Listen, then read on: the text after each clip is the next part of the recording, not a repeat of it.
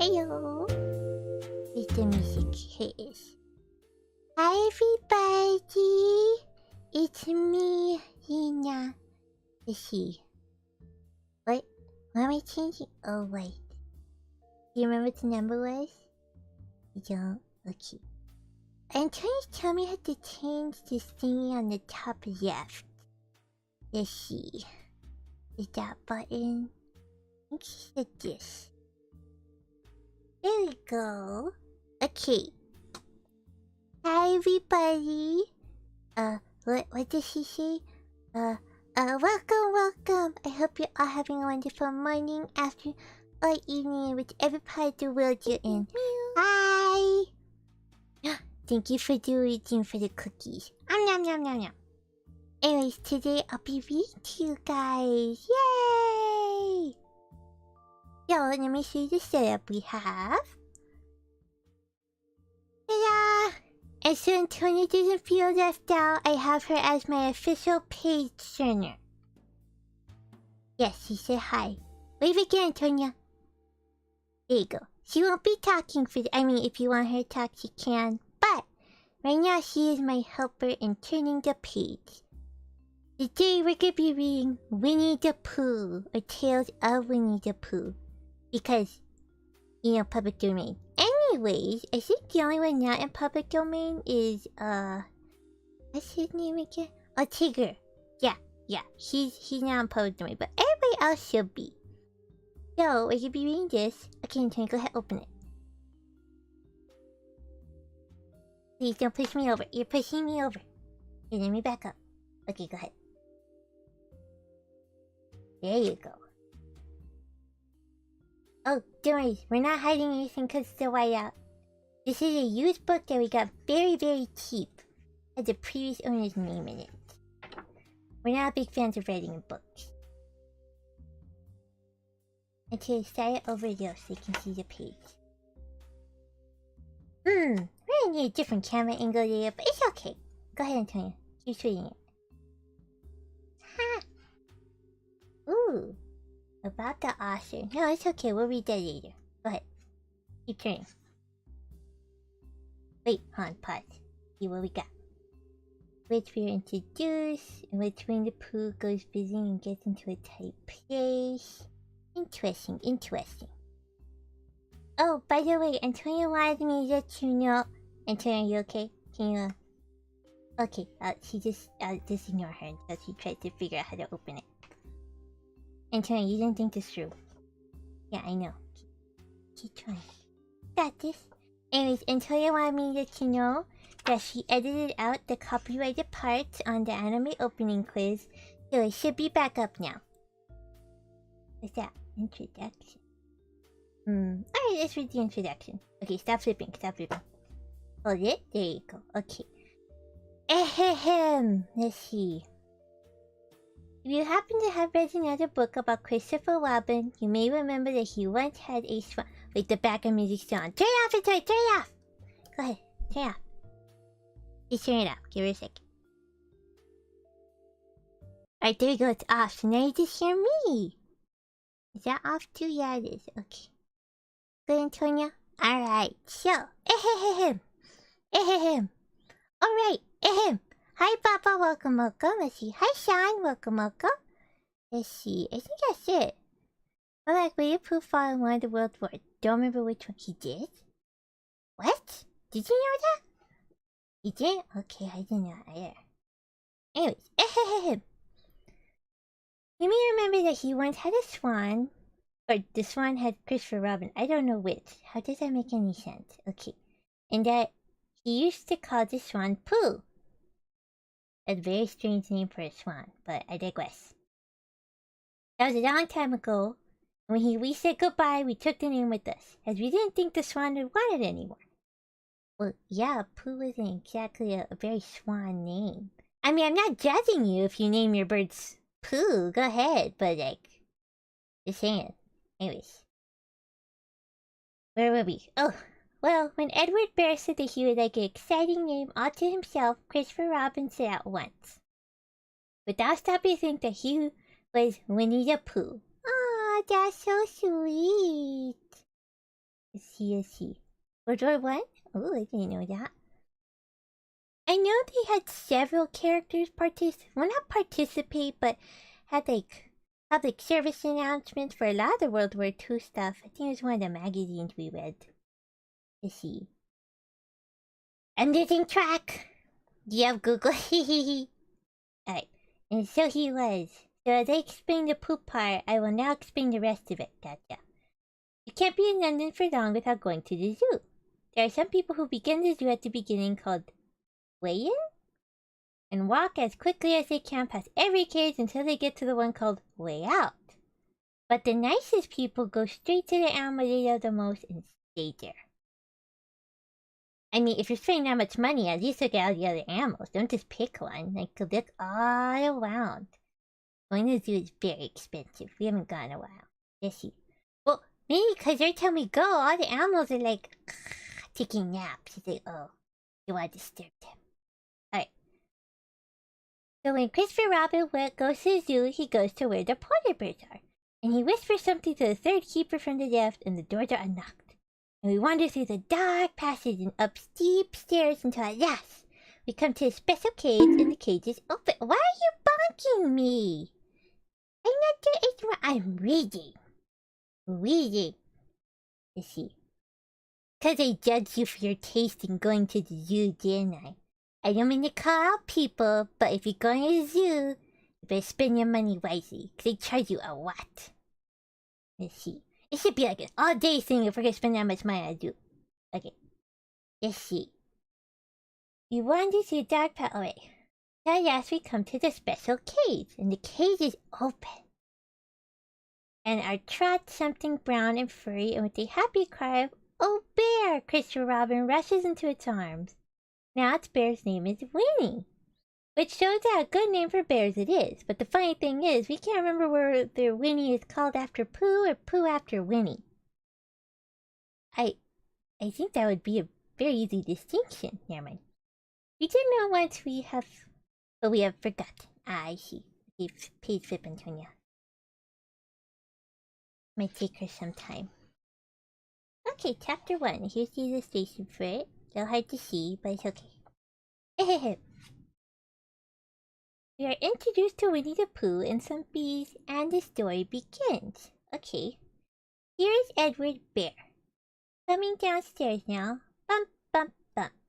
On the back of his head. I would think that would hurt.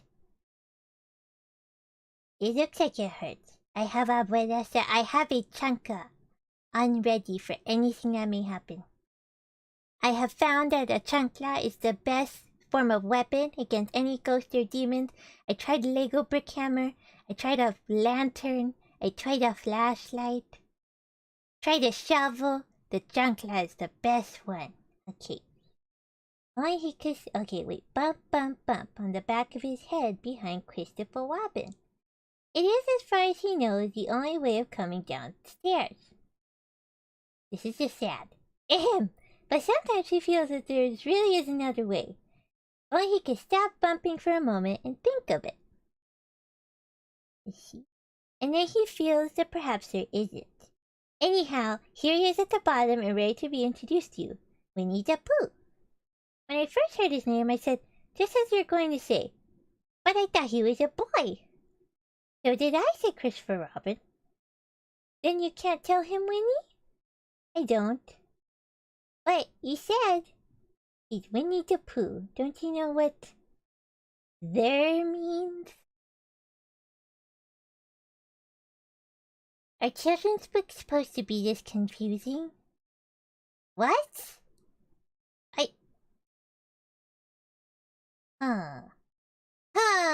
Whatever. Keep going, Antonia. At least the pages are thick, so perhaps... Oh, nope, you skipped a page. I can see it. Okay, Antonia, take your time. There you go. Okay. Oh, look, you guys can see one of the illustrations.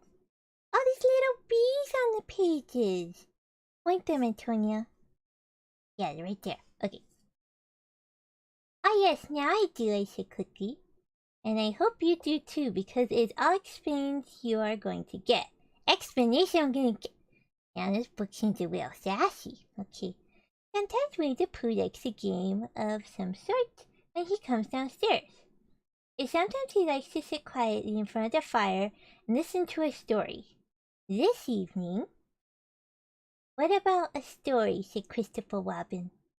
What about a story? I said. Oh, we're Winnie-the-Pooh. Okay. We are in the perspective of Winnie-the-Pooh. Could you very sweetly tell Winnie-the-Pooh one?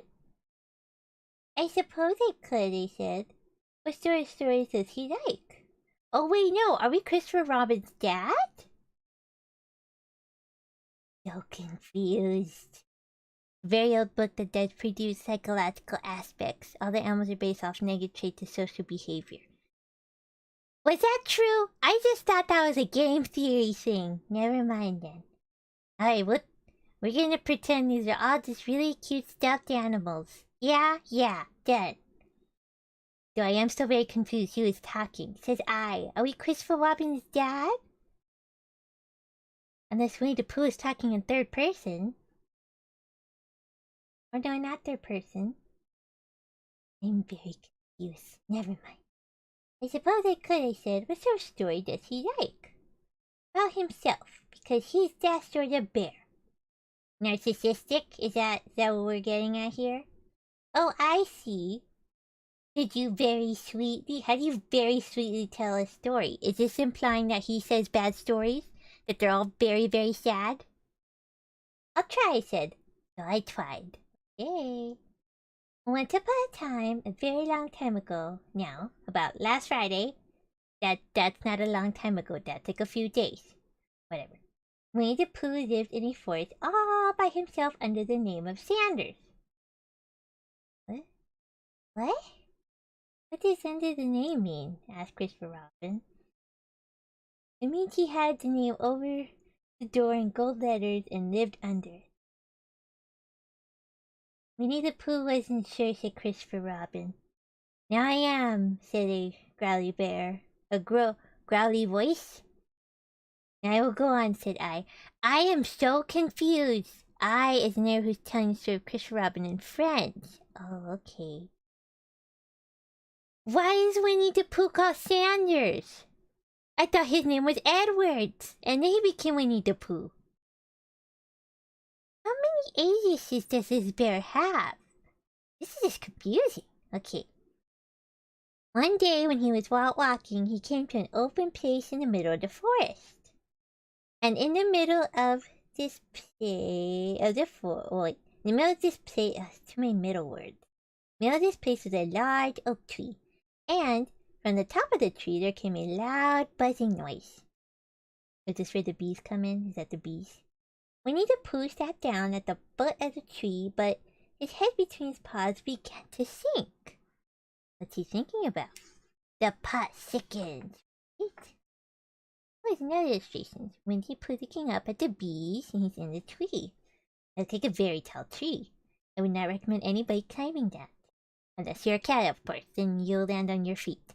I don't know about teddy bears, but if he gets his head hit a lot, I think he'll be fine. Hi, dead man. Welcome. Okay. First of all, he said to himself, that buzzing noise means something. You don't get a buzzing noise like that.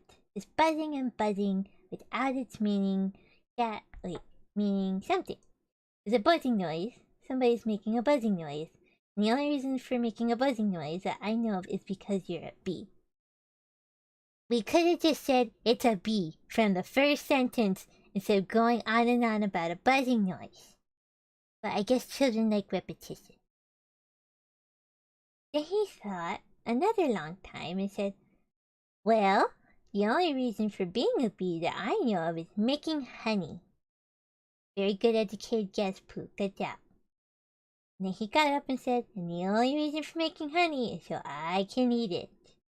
So he began to climb the tree. Hey, if you can fight a swarm of bees to get the honey, go for it. Oh, okay, I like this font choice. You know what it's called? Typography? Formatting? That's Antonia's field, so figure it out. Okay. Yes, Antonia, hi. Okay. He climbed, and as he climbed, he sang a little song to himself. It went like this. Isn't it funny How a bear likes honey. Buzz, buzz, buzz. I wonder why he does. Can't hear Nick Pete. Oh, skip some. It's why I tried to get the other glove. You got this, Antonia. Go, go, go! There you go. And yes, for you wondering, Antonia doesn't just wear red, she's wearing blue. She has like a bunch of these really fuzzy sweaters that I got for her for Christmas last year. Hello, good morning. Oh, I don't know Japanese either, but welcome. Okay. And he climbed a little further. And a little further. And just a little further. By that time he had thought of another song. Very funny thought that if bears were bees, they build their nests at the bottom of trees. And that being so, if the bees were bears, then I have to climb up all these stairs. Yay! What's this? Oh! He fell. I warned you. Doesn't listen. He's rather tired by this time, so that's why he sang a complaining song. He's nearly there now. He just stood on that branch. Crack! Oh, help, said Pooh as he dropped 10 feet on the branch below him. Oh, I hadn't, said as he bounced 20 feet on the next branch. You see what I meant to do, he explained as he turned head over heels and crashed onto another branch 30 feet below. How tall was this tree? What I meant to do?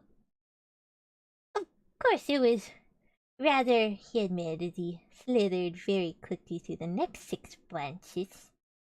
It all comes, I suppose, he decided as he said goodbye to the last branch and spun around 3 times and flew gracefully into a gorse bush. A gorse bush? It all comes to liking honey so much. Oh, help! Do we trust Winnie-the-Pooh after all the murdering he did? Are we referencing that movie? I haven't seen the movie. Antonia's not good with horror, even if it has to do with yellow cuddly teddy bears. Alright, let's see. He crawled out of the gorse bush, brushed the prickles from his nose, and began to think again. And the first person he thought was Christopher Robin. We are not sending a child up that tree. You're gonna have to come up with a different plan, okay, buddy? Alright, Antonia, next page. Let's see. Christopher Robin lives in a tree? Or is this the magic doorway to the real world? Okay. What does that mean? Said Christopher Robin in an odd voice, hardly daring to believe. That was you. Christopher Robin said nothing, but his eyes got larger and larger, and his face got pinker and pinker. Aww. So Winnie-the-Pooh went round to his friend Christopher Robin, who hid behind a green door in another part of the forest. That door doesn't look very green unless only the outside is green, then I can see that, but I quite literally cannot see that. I have a B-movie strip took him out. B-movie? Oh yeah, with the stingers and they die! Hello MRP, welcome, welcome. Did I say Winnie-the-Pooh? I meant the leader of a certain country. What? I'm confused, so I'm just gonna continue. Let's see. So Winnie-the-Pooh ran to his friend Christopher Robin, who did— oh wait, green door. Good morning, Christopher Robin, he said. Good morning, Winnie-the-Pooh. Sure. Anyone know what that word means? Right, next page, Antonia. Oh, you missed it again. Okay, take your time, Scott. Yeah, it's okay, you got it. Now, I could use magic to flip the page, but Antonia insisted on helping me. Even with the gloves that really were not the best idea. Okay, take your time, I'm not going anywhere. Get this, Antonia, come on. I'm kinda wondering if I should get you a ruler and we could just like start like slicing it open. Oh, you got it! There you go. Alright, look at Chris Ron's got a little balloon thing and then Pooh's in the mud. I guess we'll get to that part of the story when we get to it. Alright. I wonder if you got such a thing as a balloon about you. A balloon? Yes, I just said to myself, come along. I wonder if Chris Rowan has such a thing as a balloon about him. I just said to myself, thinking of balloons and wondering. This teddy bear is very confusing. What do you want a balloon for? You said. Winnie-the-Pooh looked around to see that nobody was listening, put his paw to his mouth, and said in a deep whisper, "Honey." "Well, you don't get honey with balloons." "I do," said Pooh. "Well, it just happens you have been at a party the day before at the house of your friend Piglet, and you had a balloon at the party." "You had a big green balloon." "That is blue! That is not green." "Oh wait, and one of Rabbit's relations had a big blue one and left it behind." "Oh, okay, good. I thought we were implying that was the green balloon, and I already knew that was not a green balloon." "And put your sleeve there. See, that is very blue." "Okay, go ahead." "See, well, I go ahead. You're not reading. I'm reading. Okay. I left it behind being really too young to go to a party at all." "Rabbit? Hey, everybody can go to a party. It doesn't have to be a hardcore party. You just go and maybe drink a bottle of water, eat some snacks, watch a movie, and done. That's a party." "Well, what is a party? Is it just hang out with everybody? Then you go home and take a nap? That's a party to me. Alright." "You had brought a green one and a blue one home with you. Which one would you like?" you asked Pooh. He put his head between his paws and thought very carefully. "Like this," he said. "When you go after honey with a balloon, the great thing is not to let the bees know you're coming. Now, if you have a green balloon, they might think you're only part of the tree and not notice you. And if you have a blue balloon, they might think you're only part of the sky and not notice you. The question is, which is most likely?" "Wouldn't they notice you underneath the balloon?" you asked. "They might, or they might not," said Winnie-the-Pooh. "You never can tell with bees," he thought for a moment, said. "I shall try to look like a little black cloud that would deceive them." "And you had better have the blue balloon," you said, and so it's decided. Okay, taking the blue balloon. Well, you both went out with the blue balloon, and you took your gun with you. What? Wait. Hold on. What? Did I read that right? You both went with the blue balloon, and you took your gun with you. What? I probably. Who needs a gun? Okay. Just in case, as you always did. Always did. Winnie-the-Pooh. What is this? Are you confused? Winnie-the-Pooh went to a very muddy place that he knew of and rolled until he was black all over. And then when the balloon was blown up as big, you and Pooh were both holding on to the string. You let go suddenly, and Pooh Bear floated gracefully up into the sky and stayed there. Okay, I'm not the only one surprised. Did you guys know Pooh had a gun? Oh, so cute. He's packing heat. No, not that meme. We should probably add that as a sound. Antonia, what do you think? Thumbs up? Okay, so add that as a sound. Let's see. Hooray, you shall. Oh, Antonia, your phone's glowing. Check that just in case it's important. Okay, she's gonna check it real quick. I'll wait, because Antonia's like very confused too why there's a gun. Oops, don't hit the camera, Antonia. It's okay. See. Well, I'm not seeing, you're gonna see. Is it important?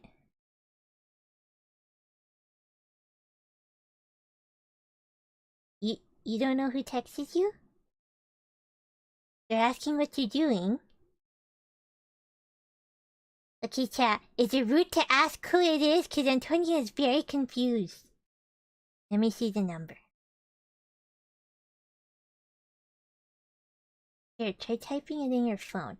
So the thing with Antonia's phone, it likes to add a 1 on the phone number, so maybe that's why. Alright, Antonia, check it. Oh, so she already opened it, so you can't really back out now if it's an iPhone.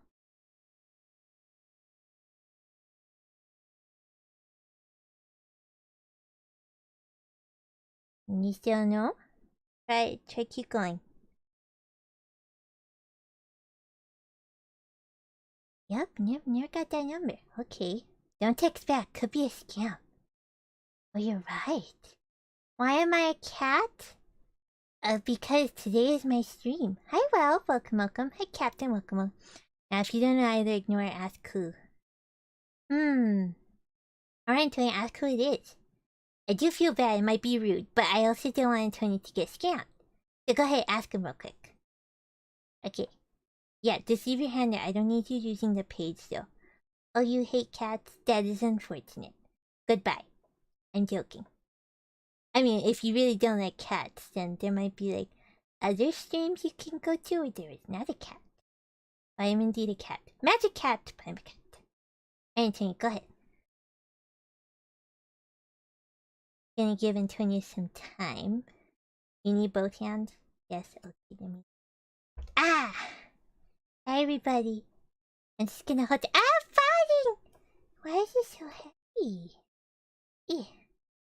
Hold it. There you go. Anyways, how's everybody's day so far? If you let me know. But I'm not gonna eat you. Hi, Panda. Welcome, welcome. One bit junior. Okay, I understand. Antonia's brother was bitten by a chihuahua when he was a kid, and he's been afraid of tiny dogs ever since. And then one cat did bite his toe. So he's kind of scared of cats too. But it's okay. It's fine. Oh, you need to take off your glove? Okay. Go ahead. I'll hold it for you. Take it off. Hold it for you. There you go. Alright, go ahead. Chat, just go ahead and ask who it is. Just in case.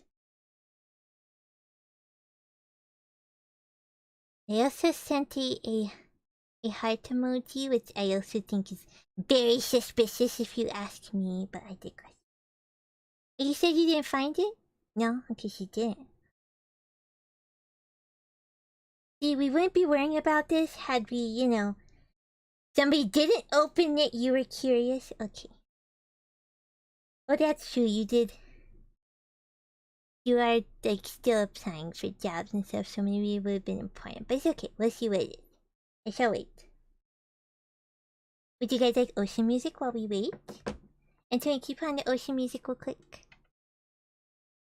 I know, right? It is sus. It is really sus. And I take that back. Maybe you shouldn't reply.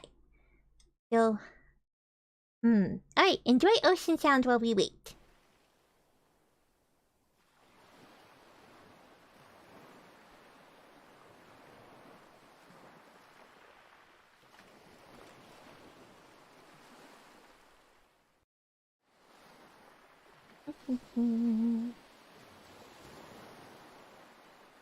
Oh, you're trying to think of how to nicely say you don't know whose number this is? Oh. Honestly, my dad got caught and my hamster bit him. Lived it other more. You have your hamster because it bit your dad? I mean, sure. Go that.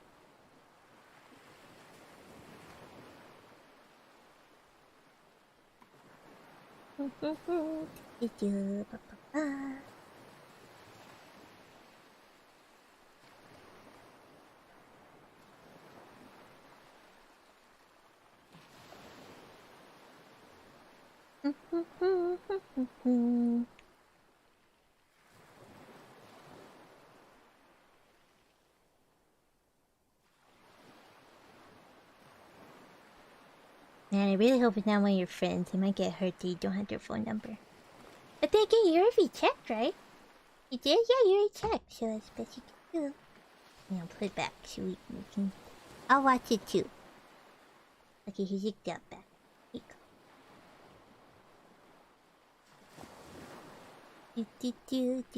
go. Ocean background me? Yeah, sometimes we use it to fill up space in case we're doing something. Sorry, my owner had to address something real quick. Just in case it was suspicious, we could just block it and they don't interrupt us anymore. Okay, ready, Antonia? Oh, okay, thank you. There you go. Okay, you guys ready? Ahem. Hooray, you shouted. Isn't that fine, shouted Winnie-the-Pooh down to you? What do I look like? You look like a bear holding onto a balloon, you said. Not, said Winnie-the-Pooh. See? Not like a small black cloud in a blue sky? Not very much. Oh, see, your plan's already going horribly wrong. Well, perhaps from up to here it looks different. As I say, you can never tell with bees. Does anyone know how smart bees are? I feel like bees are really smart. Alright. Oh well, perhaps from up here... Okay. There's no wind to blow him near to the tree. So there he stayed. You could see the honey, and he could smell the honey. But he couldn't quite reach the honey. After a little while, he called down to you. Christopher Robin, he said in a loud whisper.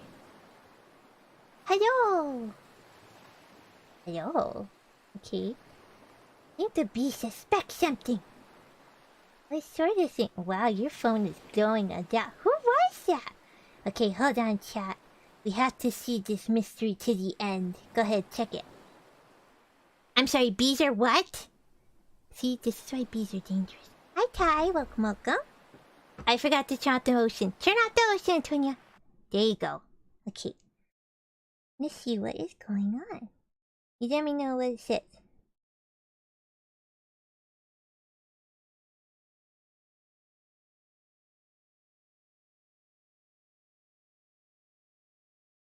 Oh. It's definitely a scam. We're gonna block now. Go ahead, Antonia. Block them. Well. Yeah, they said, I'm so-and-so. Nice to meet you, Antonia. That is so suspicious. And they sent a picture. Yeah, never seen that person. I'm with Antonia most of the time we're outside. Never seen him. Do a mad face? Antonia, click the button. Do the button. No. What? Is it? There you go. Grr! Grr, it's suspicious. Bees have their own language?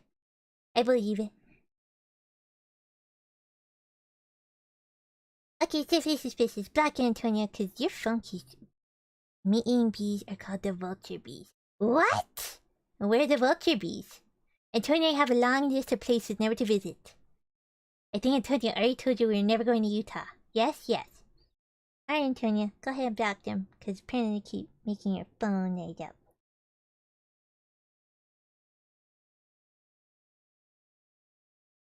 Okay. You go there, put it back. Alright, chat, we have blocked the number because as everyone suspected, it was suspicious chickens are cannibals. That I believe. Ahem. Well, random scammer, thank you for taking up our time. But at least we know it's suspicious. Bees talk to each other via dance. Don't know that other animals talk to each other via dance? They got mating dances like shake, shake, shake, Samonia, do do do do. No? Alright. I think the bees suspect something. They say they're much smarter than Pooh. Ooh. As you know, the vulture bees don't have stingers, but a strong jaw. Bees have mouths? Oh my goodness. Well, I don't think the author intended these to be vulture bees or any sort of cannibalistic bees. And they might have stingers. But they're like little black blobs, so I really can't tell. But I'm assuming they have stingers. Anyways. What sort of thing? I don't know, but something's telling me they're suspicious. The book new. It's new. That something suspicious was happening. Oh, that is a weird coincidence. You sure they're not wasps? Can wasps make honey? Is that a thing they do? I don't think wasps make honey, do they? Perhaps they think you're after their honey. It may be that. You never can tell with bees. There's another little silence, and then he called down to you again. Christopher Robin! Yes? Have you an umbrella in your house? I think so. I wish you would bring it out here and walk up and down with it. Look up at me every now and then and say, tut tut, looks like rain. Oh dear, this is already a horrible plan, but whatever. Okay, change it, Antonia. Okay, take your time. Just gotta... Did you get it? You did not get it. That's page 16. We're on page 13. You get it, Antonia. Don't worry. Oh, you got it! There you go. No, but they can make nests the same way honeybees can. I know. We had to kill 5 of them. Like a couple months ago. So their nests look a little funny. Very menacing. But yeah, no honey. The vulture bees turn meat into honey. Hey, anyways, I'm gonna have bee facts today. If you did that, it would help the deception, which we are practicing on these bees, okay? Well, you laughed to yourself, silly old bear, but you didn't say it aloud because you're so fond of him and you went home for your umbrella. Oh, there you are, called down Winnie-the-Pooh as soon as you got back to the tree. I was beginning to get anxious. I've discovered that the bees are now definitely suspicious. Shall I put my umbrella up, you said? Yes, but wait a moment. We must be practical. The important bee to deceive is the queen bee. Can you see which is the queen bee from down there? No. A pity. Well, now if you walk up and down with your umbrella saying, "Tut tut, it looks like rain," I shall do what I can by swinging a little cloud song. Such a cloud song might go. Might see. What? While you walked up and down and wondered if it would rain, Winnie-the-Pooh sang a song. How sweet to be a cloud floating in the blue. Every little cloud always singing aloud. How sweet to be a cloud floating in the blue. It makes him very proud to be a little cloud. Okay, we'll admit the song is very cute, but I don't think this is gonna be tricking any bees. The bees were still buzzing as suspiciously as ever. Some of them indeed left their nests and flew all around the cloud as it began the second verse of this song. And one bee sat down on the nose of the cloud for a moment and then got up again. Christopher! Ow! Robin! Called out the cloud. Yes? I've just been thinking. I have come to a very important decision. These are the wrong sort of bees. Are they? Quite the wrong sort. So I should think they would make the wrong sort of honey. Shouldn't you? He is trying to justify not pursuing the honey. Would they? Yes, so I think I shall come down. How? Asked you. Winnie-the-Pooh hadn't thought about this. If he let go of the string, he would fall. Bump! He didn't like the idea of that. But he thought for a long time and said, Christopher Robin, you must shoot the balloon with your gun. Oh, I see, it's one of those fake little guns. Not a real gun. One of the popper ones that go, no pop ones. Okay, that was a real gun. I was like, oh my goodness. And then I thought he was holding a stick. I didn't know he was holding a toy gun. Alright, let's see. Have you got your gun? Of course I have, you said, but if I do that, it will spoil the balloon, you said. But if you don't, said Pooh, I shall have to let go. That would spoil me.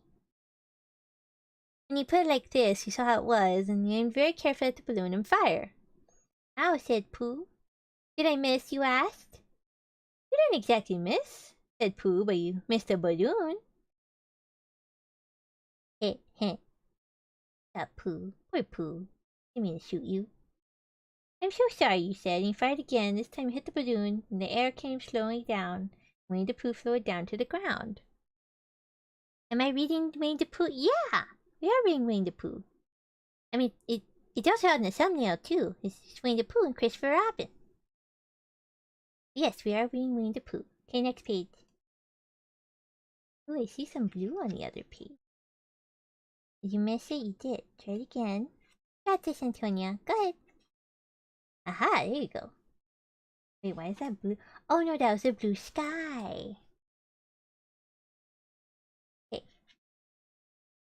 But his arms are so stiff from holding to the string of the balloon all that time that they stayed up straight in the air for more than a week. Ooh. See, that honey doesn't sound very worth it if you were stuck like that for more than a week. Alright. Whenever a fly came and settled on his nose, he had to blow it off. And I think, well, I'm not sure, that is why he was always called Pooh. Pooh-Pooh! Is that the end of the story? Asked Christopher Robin. That's the end of that one. There are others. About Pooh and me, and Piglet and Rabbit and all of you. Don't you remember? I do remember, and then when I try to remember, I forget. Oh geez, that reminds you of somebody. I wasn't talking about you. Oh, you do know I was talking about you. Hi, Antonia. You do forget. You do know that, right? You know, but okay, I will admit she will remember certain things. Sometimes. Sometimes, not all the time. Yes, I am right. See? Okay. Now my owner can get a deal forgetful sometimes, which is why I make her little alarms, like little sticky notes, to help. Anyways. Ba ba ba ba. That day when Pooh and Piglet tried to catch the heffalump. Oh, I remember the heffalump. Let's see. They didn't catch it, did they? No. Pooh couldn't because he hasn't any brain. Did I catch it? Well, that comes into the story. I like how Christopher Robin said Pooh has no brain cells. None. Christopher Robin nodded. I do remember he said. Only Pooh doesn't very well, so that's why he likes having it told to him again. So then it's a real story, not just a remembering. Oh, I see now. Oh, that is very sweet. It's like it's a story, not just a memory. Oh, and when you put it like that, that sounds very nice. Okay, that's just how I feel. I said. Ron gave a deep sigh, picked his bear up by the leg, and walked off to the door, trailing Pooh behind him. At the door, he turned and said, "Kind to see me have my bath?" "I might," I said. "I didn't hurt him when I shot him, did I?" "Not a bit." "Yeah, it's a little. I think it has like a. Actually, I don't know what those little toy guns have. Not like the cork stuff, is it? That material? Maybe it was. If anyone wants to look it up on Google and let me know, feel free. Cause I'm kind of curious. One of those toy guns that go. Hey. He nodded and went out, and in a moment I heard Winnie-the-Pooh bump, bump, bump going up the stairs behind him. This Christopher Robin so tiny. Let's see, did you get on the right page? You did! Good job, Antonia. Right, let's see. Oh. Who goes visiting gets into a tight place. Okay, let's see. Edward Bear. See, it was Edward! We got Edward Bear, we got Sanders, and we got Winnie-the-Pooh. Make up your mind. Okay. Edward Bear, known to his friends as Winnie-the-Pooh, or Pooh for short, was walking through the forest one day, humming proudly to himself. He had made up a little hum that very morning. He was doing his stoutness exercise in front of the glass. Tra-la-la, tra-la-la. He stretched up as high as he could go, and then tra-la-la, tra-la. Oh! Help! La! As he tried to reach his toes. After breakfast, he had said it over and over to himself until he had learnt it off by heart. That's strange phrasing. And now he was humming it right. Through properly, it went like this. Tra-la-la, tra-la-la. Tra-la-la, tra-la-la, rum-tum, tiddly-tum, tiddly-iddly, tiddly, iddly, tiddly, iddly, tiddly, iddly, rum-tum, tiddly-tum. Oh wow, you did pretty good. Nice. The Disney version was a cork gun, but they didn't use it for the bees. Oh, I see. The cork. Okay, so it was made out of that material. Alright, let's see. Thank you for letting me know. Well, he was humming his hum to himself, was walking along gaily, wondering what everybody else was doing. What it felt like being somebody else. And suddenly he came to a sandy bank, and in the bank was a large hole. "Aha!" said Pooh. "Rum-tum, tiddly-tum." "If I know anything about anything, the hole means rabbit," he said. "And rabbit means company." "And company means food and listening to me, humming and such like rum-tum-tum, tiddly-um." Okay, I thought maybe this bear was narcissistic and he was just forgetful, but he seems very narcissistic. He's like, "Oh, they listen to me." It's like, what? I mean, wouldn't you hang out so we all listen to each other together? Why would he just go just to be listened to? I'm very confused. Let's see. He bent down, put his head into the hole, and called out, "Is anybody at home?" There was a sudden scuffling noise from inside in the hole, and then silence. "What I said was, is anybody at home?" called out Pooh very loudly. "No," said a voice, and that You didn't shout so loud. I heard you quite well the first time.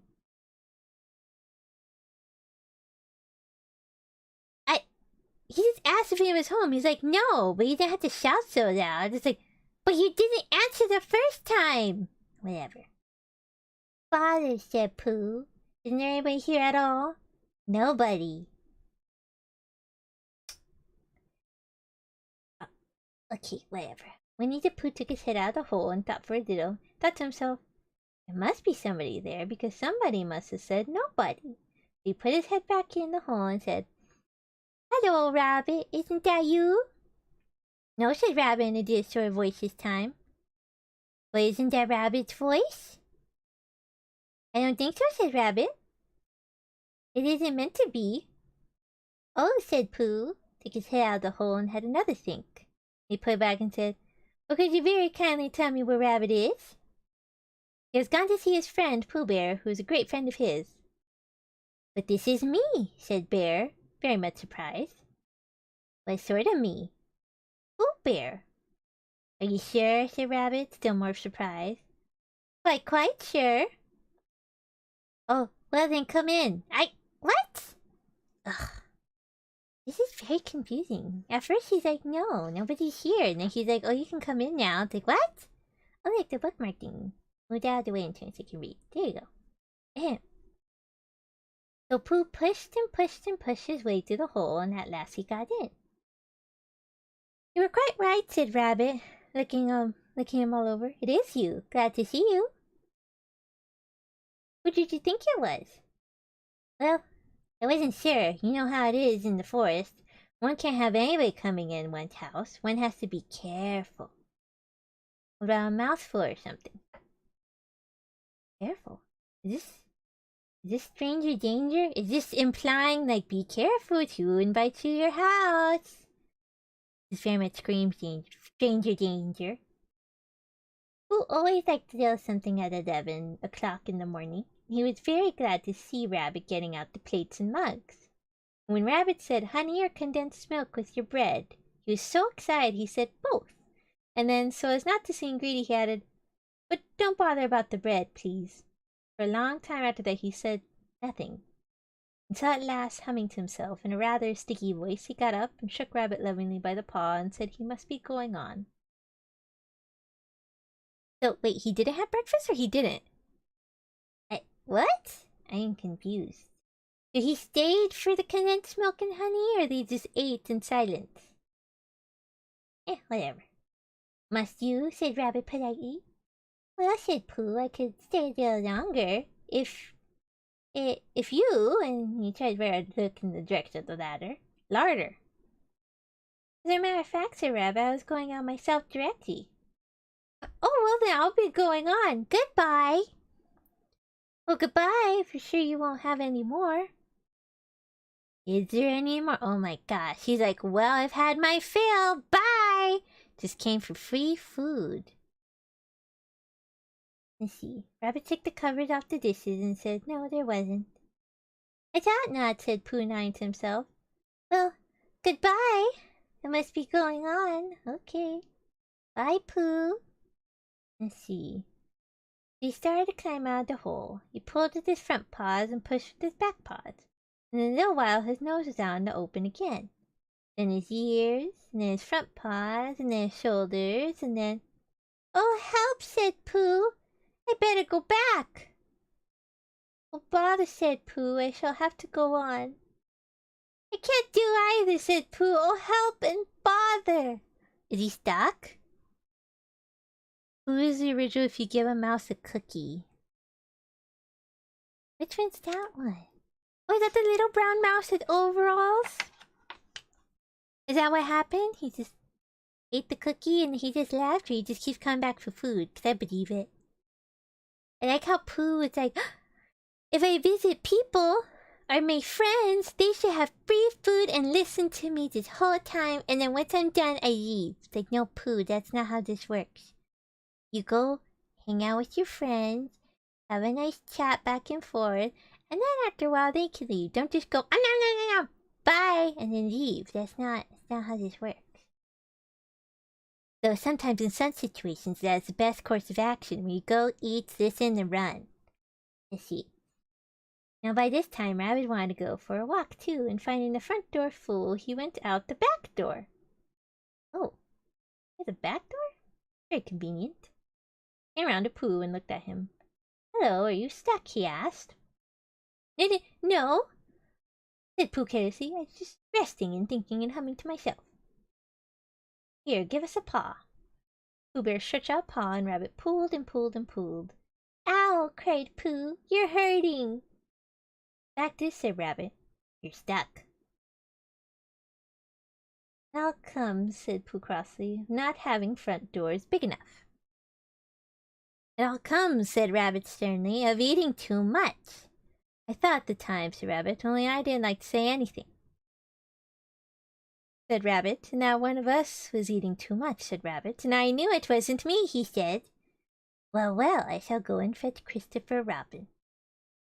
Christopher Robin lived at the other end of the forest. When he came back as Robin saw the front half of Pooh, he said, Silly old bear, in such a loving voice, everybody felt quite hopeful about it.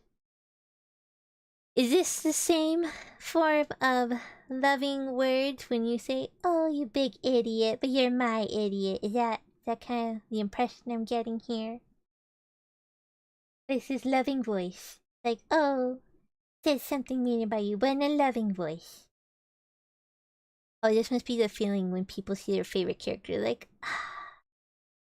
I love you. Even when you do this dumb stuff, I still love you. Unconditional love. See. Where were we? Oh, I see it now. Okay. I was just beginning to think, said Bear, sniffing slightly, that Rabbit might never be able to use his front door again, and I should hate that, he said. So should I, said Rabbit. Use his front door again, said Christopher Robin. Of course he'll use his front door again. Good, said Rabbit. If we can't pull you out, Pooh, we might push you back. Rabbit scratched his whiskers thoughtfully and pointed out that when once Pooh was pushed back, he was back, and of course nobody was more glad to see Pooh than he was. Still, there it was. Some lived in trees and some lived underground, and... You mean I never get out? Said Pooh. I mean, said Rabbit, that having got so far, it seems a pity to waste it. I'm still very confused. Oh, we saw little bees on the corners. Yeah, little bees. Okay, next page. Oh, you guys can see the illustrations now. Let's see. Christopher Robin nodded. There's only one thing to do. One thing to be done, he said. We shall have to wait for you to get thin again. Or we could just scrape the sides of the wall and then pull. I mean, isn't he made of stuffing too? Surely you can pull that out. No? What about minor surgery? Take out some of the stuffing and see what happens. Wait, these are supposed to be actual animals, huh? Not stuffed animals? Maybe we shouldn't. Okay, then as I said, just scrape the sides of the walls a little bit. And there's only one thing to be done, he said, okay? How long does getting thin take? Said Pooh anxiously. About a week, I should think. But I can't stay here for a week. You can stay here all right, said the old bear. It's getting you out, which is so difficult. We'll read to you, Sir Rabbit, cheerfully, and I hope it won't snow, he added. And I said, old fellow, you take up a good deal of room in my house. Do you mind if I use your back legs as a towel horse? I mean, might as well. Because, I mean, there they are, doing nothing, and it would be very convenient just to hang the towels on them. A week, said Pooh gloomily. What about meals? I'm afraid no meals, said Christopher Robin, because of getting thin quicker, but we will read to you. Bear began to sigh, and then found he couldn't because he's so tightly stuck. And a tear rolled down his eye, and he said, Aw, Pooh, don't cry. Then would you read a sustaining book? This would help comfort a wedge bear in great tightness. So for a week, Christopher Robin read that sort of book at the north end of Pooh, and Rabbit hung his washing on the south end. And in between, Bears felt himself getting slender and slender, and at the end of the week, Christopher Robin said, Now! They pull him out. Oops, until you missed a page. Got this. Go, go, go! Yeah, now working. Come on. You can do it. Oh, you're so close. There you go. Oh, all the animals are there. Like, we'll help you. They took hold of Pooh's front paws, and Rabbit took hold of Christopher Robin, and all Rabbit's friends and relations took hold of Rabbits, and they all pulled together. Oh, look, there's Piglet. Oh, yeah, Piglet. Piglet, okay. For a long time, Pooh said only said, ow! And oh! And then all of a sudden, he said, pop! Just as a cork were coming out of a bottle. And Christopher Robin and Rabbit and all Rabbit friends and relations went head over heels backwards. And on top of them came Winnie-the-Pooh free! Yay! With a nod of thanks to his friends, he went on with his walk through the forest, humming proudly to himself. But Christopher Robin looked after him lovingly and said to himself, silly old bear. We stuck in a rabbit hole for a week. The next page. Ooh, chapter 3. Trespassers warned? Well, no, it seems that part of the word is chopped off, so it just says trespassers. Oh wait, that's Piglet! Oh, I didn't see him, he's so tiny. Antonia pointed Piglet. Hey, he's right there, he's so tiny. Okay. Pooh and Piglet go hunting and near they catch a woozle. That's a woozle. Oh, not reading. Tonya, how you doing? Well, of course you're doing fine, you're not reading. Give me some water. Give me some. Yeah, I'll stand right here, you give me some water. Water.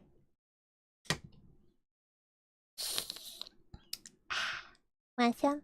You do? Okay, you can get some. Better? Okay, great. Sorry, I had to get a water break, everybody. Okay, now. Thank you, Antonia. Okay. The Piglet lived in a very grand house. In the middle of the beech tree? And the beech tree was in the middle of the forest. And Piglet lived in the middle of the house. Next to his house was a piece of broken board which had Trespassers W. On it, no, just on it, okay. When Christopher Robin asked Piglet what it meant, he said it was his grandfather's name. Hey, okay, I'm just gonna stop questioning things, okay? Now I'll still question them, but I won't continue it. Alright, and had been in the family for a long time. Christopher Robin said you couldn't be called Trespassers W. And Piglet said yes you could because his grandfather was, and it was short for Trespassers Will, which is short for Trespassers William. And his grandfather had two names in case he lost one. Trespassers after an uncle and William after Trespassers. I've got two names, said Christopher Robin carelessly. Well, there you are, that proves it, said Piglet. Then you got one job and it's kind of mad. Heh heh heh heh. Ow! No! But I just gave a little giggle. You're doing fine. Bubba doesn't want to say you weren't good at it. I said, you're welcome. He said, Lina Tascadu. Okay, where were we? Oh, we're on this page. Well, there you have it. That proves it, said Piglet. One fine winter's day, when Piglet was brushing away the snow in front of his house, he happened to look up, and there was Winnie-the-Pooh, who was walking round and round in a circle, thinking of... Oops, you missed a few. Antonia, take your time. I like how she has to try different sides of the page to see which one's gonna give. Oh, not quite there yet, Antonia. Oh, you got it! There you go. Something else, and when Piglet called to him, he went on walking. Hello, said Piglet. What are you doing? Hunting, said Pooh. Hunting what? Tracking something, said Winnie-the-Pooh, mysteriously. Tracking what? Said Piglet, coming closer. That's just what I asked myself. I asked myself, what? What do you think you'll answer? I shall have to wait until I catch up with it, said Winnie-the-Pooh. Now look there, he's pointing to the ground for him. What do you see there? I see a bunch of little black smudges. Tracks, said Piglet. Paw marks.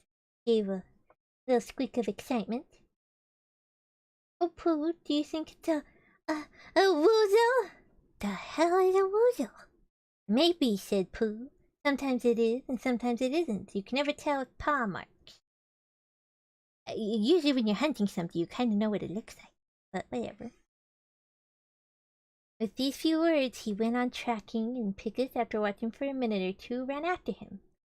Winnie-the-Pooh had come to a sudden stop and was bending over the tracks in a puzzled sort of way. "What's the matter?" said Piglet. "A very funny thing," said Bear, "but there seems to be two animals now. This whatever it was has been joined by another whatever it is, and the two of them are now proceeding in company. Would you mind coming with me, Piglet, in case you turn out to be hostile animal—" Wait a minute. He was walking around in circles. Oh, it's their own footprint. Okay. What kind of cat reads? What? I'm a magic cat. I can read whatever I want. Hi, Neil. Welcome. Okay. Oh, that's funny. They're going in circles, so it's both of them. Hehe. Alright. Oh, but they don't know that, obviously. Piglet scratched his ear in a nice sort of way and said that he had nothing to do until Friday. Would be delighted to come in case there really was a woozle. "You mean in case there really is two woozles," said Winnie-the-Pooh, and Piglet said that anyhow, he had nothing to do until Friday, so off they went together. There's a small spiny larch tree just here, and it seemed as if the two woozles, that is, what they were, had been going around the spiny. So round the spiny went. Is it spinny or spiny? I'm gonna call it spiny. Went Pooh and Piglet after them. Piglet passing the time by telling Pooh what his grandfather Trespasser W had done to remove stiffness after tracking. How his grandfather Trespasser W had suffered in his late years from shortness of breath and other matters of interest. And Pooh wondering what a grandfather was like, and if perhaps there was two grandfathers they were after now, and if so, whether they would be allowed to take one home and keep it. "You're keeping a grandfather, you're keeping a woozle. I am very confused what we're keeping here." What Christopher Robin would say. And still the tracks went on in front of them. Suddenly Winnie-the-Pooh stopped and pointed excitedly in front of him. "Look!" "What's it, Piglet?" To jump, and then to show that he hadn't been frightened, he jumped up and down once or twice in an exercising sort of way. "The tracks," said Pooh. "Third animal has joined the other two."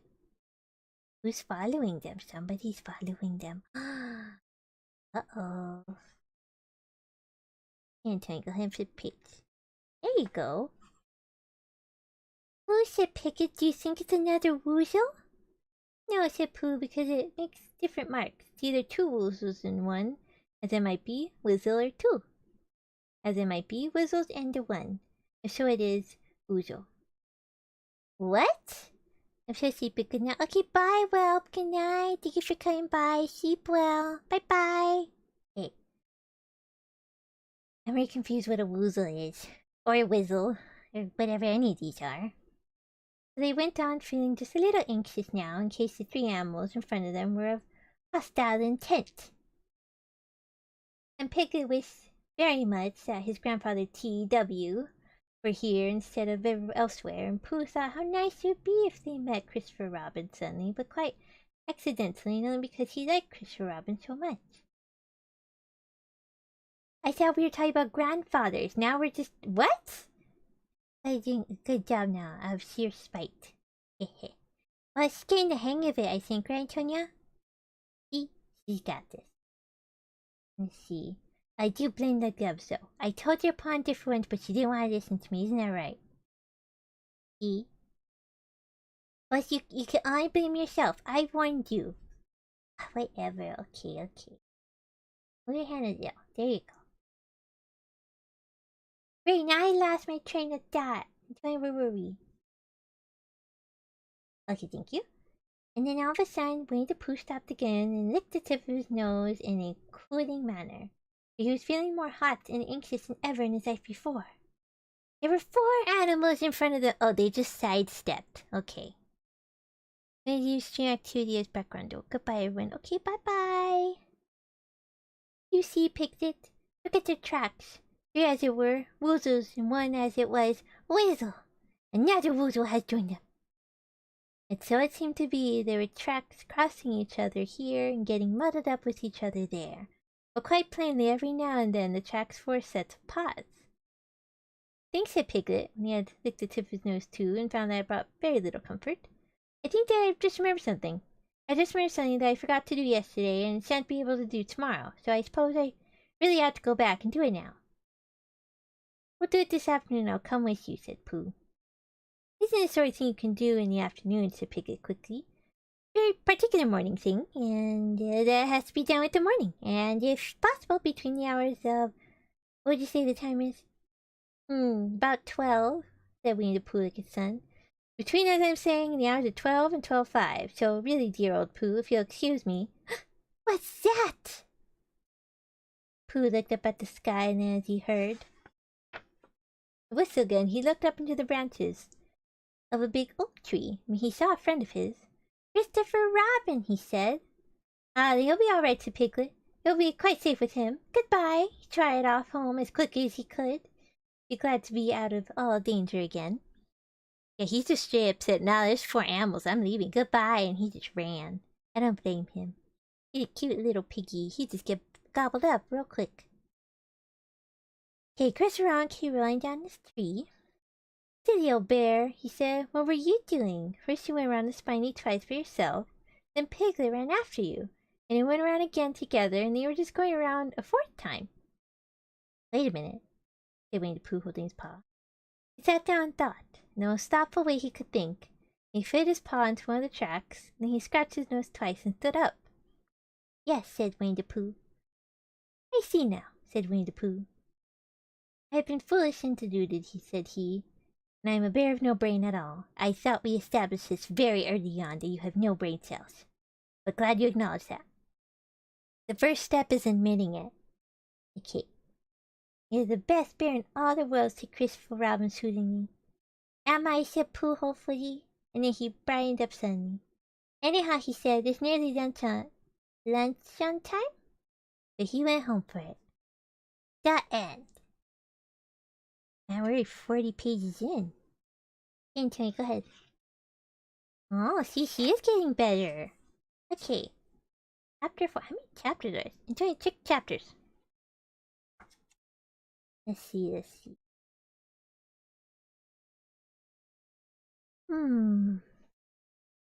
Okay, looks like there's 10.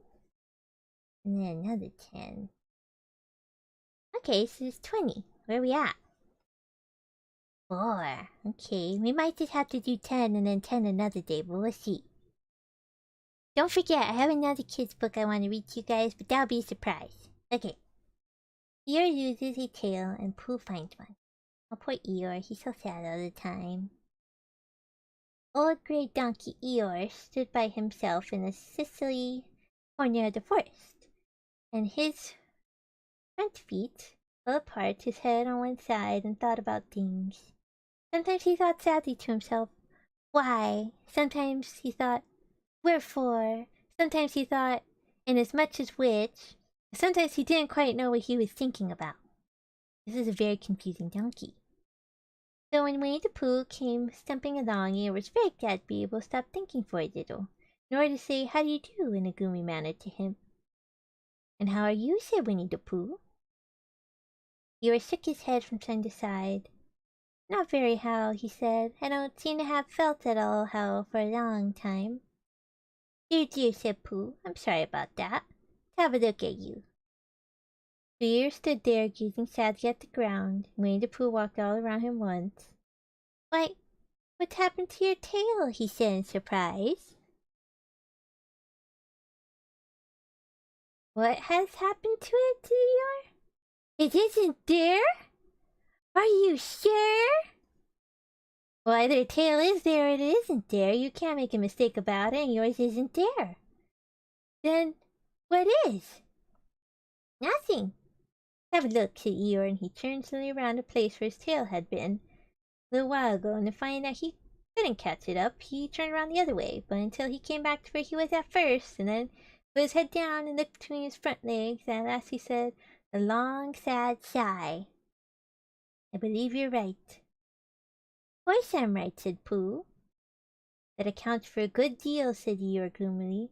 Explains everything. No wonder. Must have left us somewhere, said Winnie-the-Pooh. Somebody must have taken us, said Eeyore. I like them, he added after a long silence. Pooh felt that he ought to say something helpful about it, but didn't quite know what. They decided to do something helpful instead. Eeyore, he said solemnly, I, Winnie-the-Pooh, will find your tail for you. Well, that's nice of him. Good job. Thank you, Pooh, said Eeyore. You're a real friend, said he. Not like some, he said. Who is the some? Who are we side-eyeing here? Doesn't specify. So Winnie-the-Pooh went out to find Eeyore's tail. It was a fine spring morning in the forest. It started out. Little soft clouds played happily in a blue sky, skipping from time to time in front of the sun as if they had come to put it out, and then setting away suddenly so that the next might have its turn. Through them and between them the sun shone bravely, and the corpse, a weird word. In case anyone's wondering why I'm not asking Antonia how to pronounce these, she is just as bad at pronouncing them, so it's not even worth trying. It's true, admit it. Ahem. Which had worn its furs all the year round, seemed old and dowdy, now besides the new green lace which the beaches had put on so pretty. Let's see. Take your time, Antonia, it's okay. There you go. Oh! What is that? I need to tell what that pen says. Alright. Through copse and spiny marched bare, down open slopes of gorse and heather? There's a lot of big and abstract words for a kid's book. No, I'm sure at the time this was written, kids probably understood what these words were. We don't use these words often. Also, if I recall... Hey, do you remember where this book is from? Isn't it London or something? So they might have different words than we use over here in the States. I could be wrong. Let's see. Through copse and spiny marched the bear, down open slopes of gorse and heather, over rocky beds on streams, up steep banks of sandstone into the heather again. And so at last, tired and hungry, to the 100-acre wood, for it was in the 100-acre wood that Owl lived.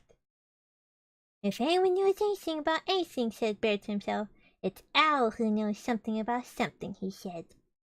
Or my name's not Winnie-the-Pooh, he said. Which it is, he added, so there you are. He's like, see, I'm right. Okay. Owl lived in the chestnut, old-world residence of great charm, which is grander than anybody else's, or seems so to Bear, because it had been both knocker and a bell-puller.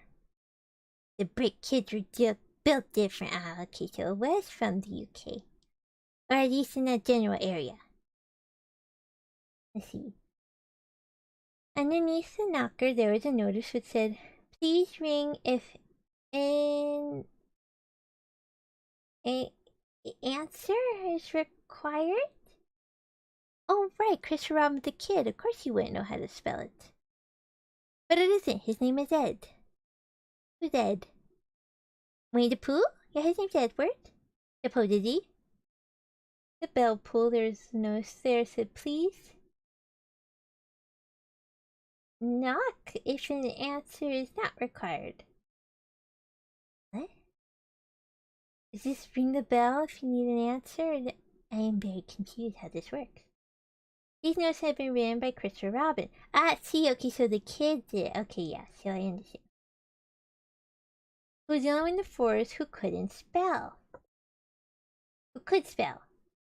Is this supposed to be funny? Because he can't? Whatever. For Owl, why, so he was in many ways able to read and write and spell his own name. W-O-L. Oh dear, okay. Yet somehow went all to pieces over delicate words like measles and buttered toast. Again, I'm getting more confused as we go, but anyways. Winnie-the-Pooh read the two notices very carefully, first from left to right, and afterwards, in case he had missed some of it, from right to left. Then to make quite sure, he knocked and pulled the knocker, and he pulled and knocked the bell rope. And he called out in a very loud voice, Owl! A required answer. Wait. Isn't that Eeyore's tail on the tree, though? Don't go back. Wait, don't go back. You might lose the page. Yeah, you might not be able to flip it again. Okay, I'm just gonna assume we saw the knocker. Did you see it? You did? Okay. Bear speaking, and the door opened and Al looked out. "Hello, Pooh," he said. "How's things?" "Terrible and sad," said Pooh. "His ear, who's a friend of mine, has lost his tail. And he's moping about it, so could you very kindly tell me how to find it for him?" "Well," said Al, "the customary procedure in such cases is as follows." "What does customony proceed cake mean?" said Pooh. "For I'm a bear of very little brain, and long words bother me." "You are the bear of no brain. Not very little, no brain." "Means the things to do." "As long as it means that, I don't mind," said Pooh humbly. "Thing to do as follows. First, issue a reward. Then..." "Just a moment," said Pooh, holding up his paws. "What do we do to this? And you were saying... you sneezed just as you were going to tell me." "I didn't sneeze." "Yes, you did, Owl." "Excuse me, Pooh, I didn't. You can't sneeze without knowing it." "Well, you can't know without something having been sneezed." "What I said was first issue a reward." "You're doing it again," said Pooh sadly. "A reward," said Owl very loudly. Oh, this is like a shouting match at this point. "This is why the bees want... the bees... my bad. Bees want Pooh. This is what exactly. We write a notice to say we will give a large something to anybody who finds Eeyore's tail." I see," said Pooh, nodding his head. "Right, about large somethings," he went on dreamily. "I generally have a small something about now, about this time of the morning," looked wistfully at the cupboard in the corner of Al's parlor. "Just a mouthful of condensed milk or what not, with perhaps a lick of honey." "Well then," said Al, "we write out this notice and we put it up all over the forest." "A lick of honey," murmured Bear to himself.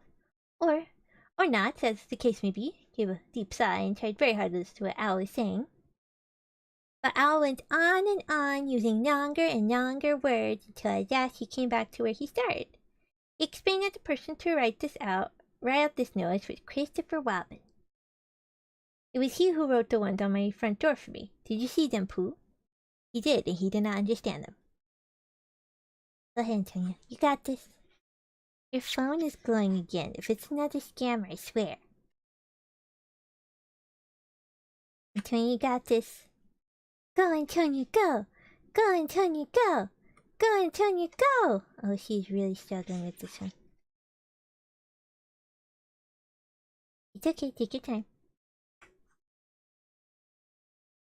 Da da da da da da da. Antonia. Okay, I'm not arresting you. You need help? No? Yeah, okay. Oh, there you go, you got it. Alright. For some time now, Pooh had been saying yes and no in turn, which is I shut to all that Al was saying, and having said yes last time, he said no, not at all, now without really knowing what Al was talking about. See, Bubba says you're slowing down. Don't make that gesture, it's scary. Hehe. It's okay, she's doing her best. Also, I think because we're both getting a little tired. So we might have to end it after this chapter, but don't worry, I'll continue. I'll continue until we finish this story, and we'll read the other one too, so don't worry. But as for today, we might have to end it this chapter. Because I forgot, I still gotta get dinner ready and everything. Okay. "Didn't you see them?" said Al. They were surprised. "Come look at them now." They went outside, and Pooh looked at the knocker, and the notice below. It is Eeyore's tail! Okay. "Bring it on, ahihi. He says fight me, fight me." I wouldn't be so sure about the Antonia. Like, yes, she has her moments, but she's also very, very strong. Which is why she's not allowed to pull on the car door. I opened it for her because I might break it. Now, if she breaks her car, it's fine. I'm fine. But if she breaks mine, No, siree. Okay. They went outside, and Pooh looked at the knocker and noticed below. He looked at the bell rope and the notice below it. And the more he looked at the bell rope, the more he felt that he had seen something like it. Somewhere else. Sometime before. "That's a bell rope, isn't it?" said Owl. Pooh nodded. Reminds you of something, he said, but I can't think what. Where'd you get it? I just came across it in the forest. It was hanging over a bush, and I thought first somebody lived there, so I rang it.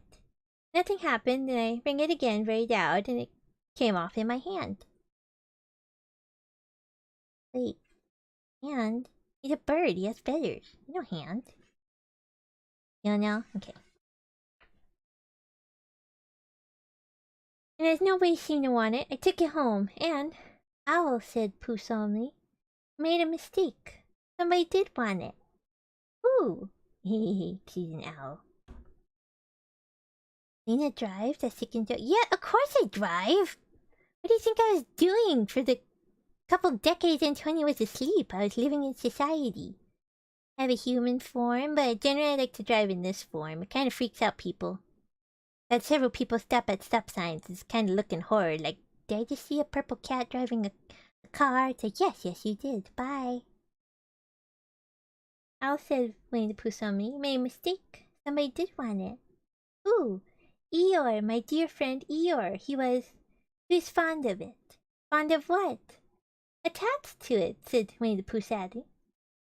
So with these words, he unhooked it and carried it back to Eeyore, and when Christopher Robin had nailed it on its right place again, Eeyore frisked about the forest, waving his tail so happily that Winnie-the-Pooh came over all funny and had to hurry home for a little snack or something to sustain him. What? Never mind, I'll just continue. Wiping his mouth half an hour afterwards, he sang to himself proudly. Who found the tail? I, said Pooh, at 1:45. Only it was 11:15, really. I found the tail. Look how happy Eeyore is. Yay! Got this, Antonia. Go!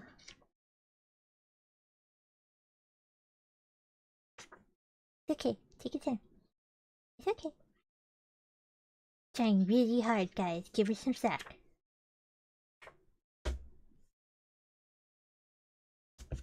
Antonia.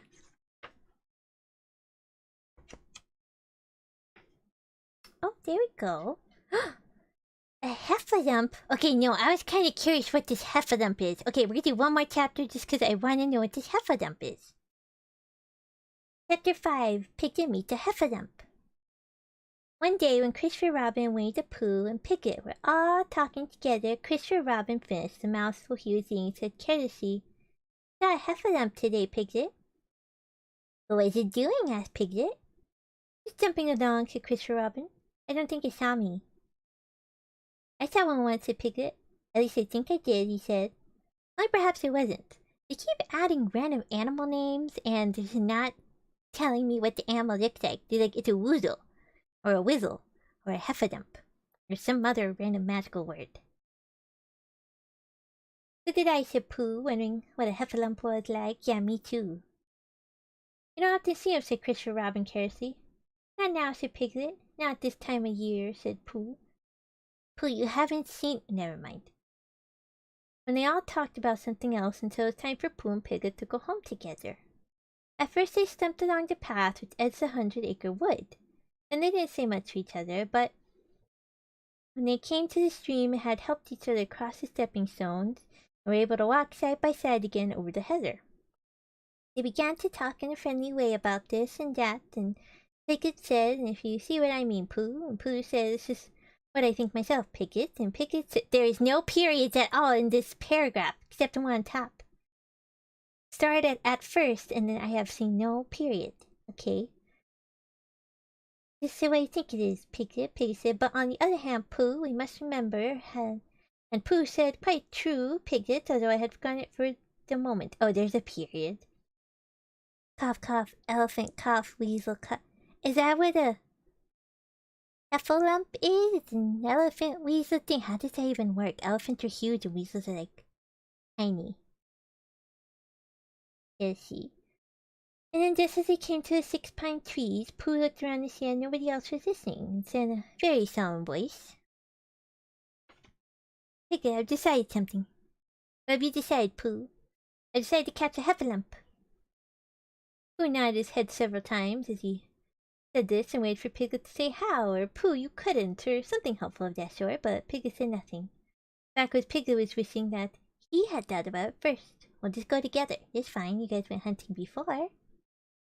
I should do it, said Pooh, and after waiting a little longer, by means of a trap. It must be a cunning trap, so you will have to help me, Piglet. Pooh, said Piglet, feeling quite happy again now. I will, and then he said, how shall we do it? Pooh said, that's just it, how? And they sat down together to think it out. Pooh's first idea was that they should dig a very deep pit. And then the Huffalump would come along and fall into the pit. And, why? Said Piglet. Why what? Said Pooh. Why would he fall?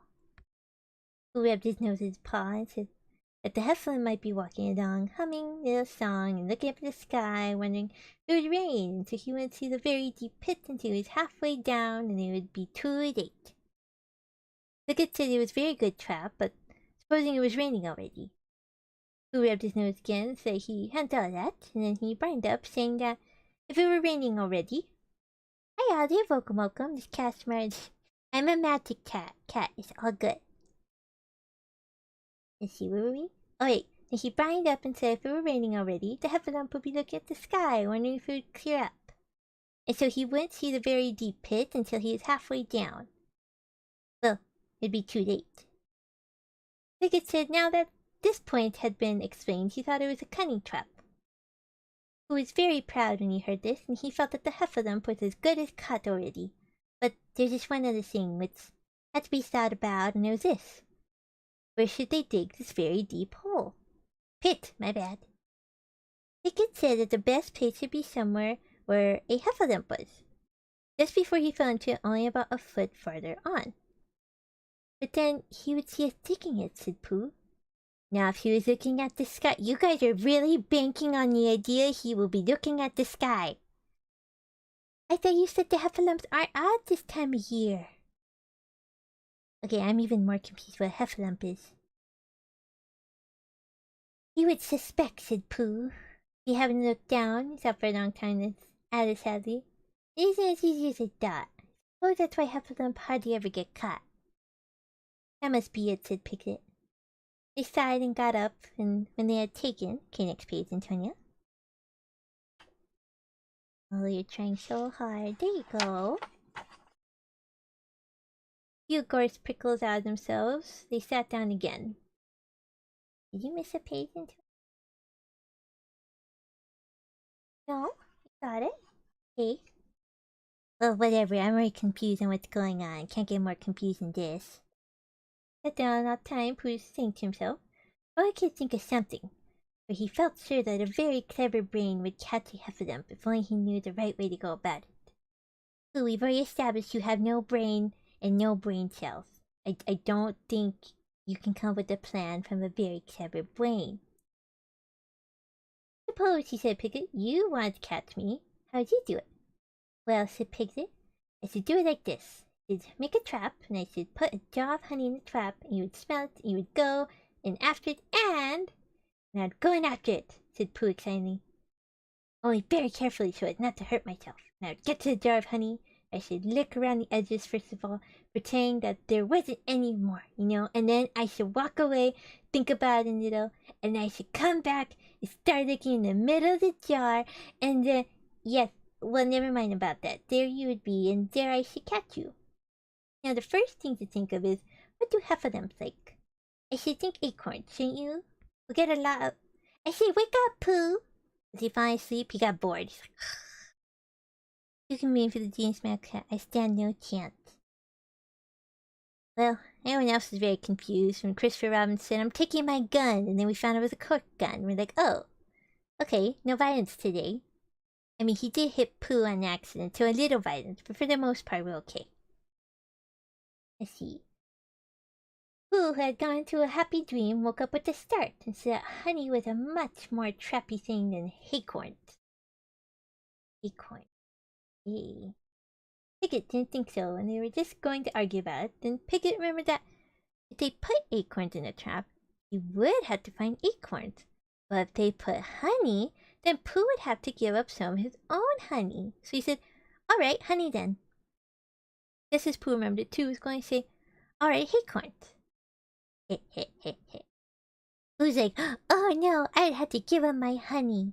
And the Piglet's like, oh no, I would have to go look for acorns. Therefore, they went with the easiest route for each of them, which, at this point, they just disagreed again. Honey, said Piglet to himself, and self-aware as if we were now settled. I'll take the pit while you go get the honey. Very well, said Pooh, and he stumped off. Don't you want to bet he's gonna eat the honey before he shows up? As he got home, he went to the larder, and he stood on a chair and took down a very large jar of honey from the top shelf. It had honey written on it, but just to make sure, he took off the paper cover and looked at it, and it looked just like honey. But you never tell, said Pooh. I remember my uncle saying once that he had seen cheese just this color. So he put his tongue in and took a large lick. Yes, he said, it is, no doubt about that. And honey, I should say, right down to the bottom of the jar. Unless, of course, he said somebody put cheese in at the bottom just for a joke. Perhaps I had better go a little further. Just in case. In case Heffalumps don't like cheese, same as me. Ah, I gave a deep sigh. I was right. It is honey. Right. The way down. See, I told you he was going to eat all the honey. Having made certain of this, he took the jar back to Piglet, and Piglet looked up from the bottom of his very deep pit and said, got it?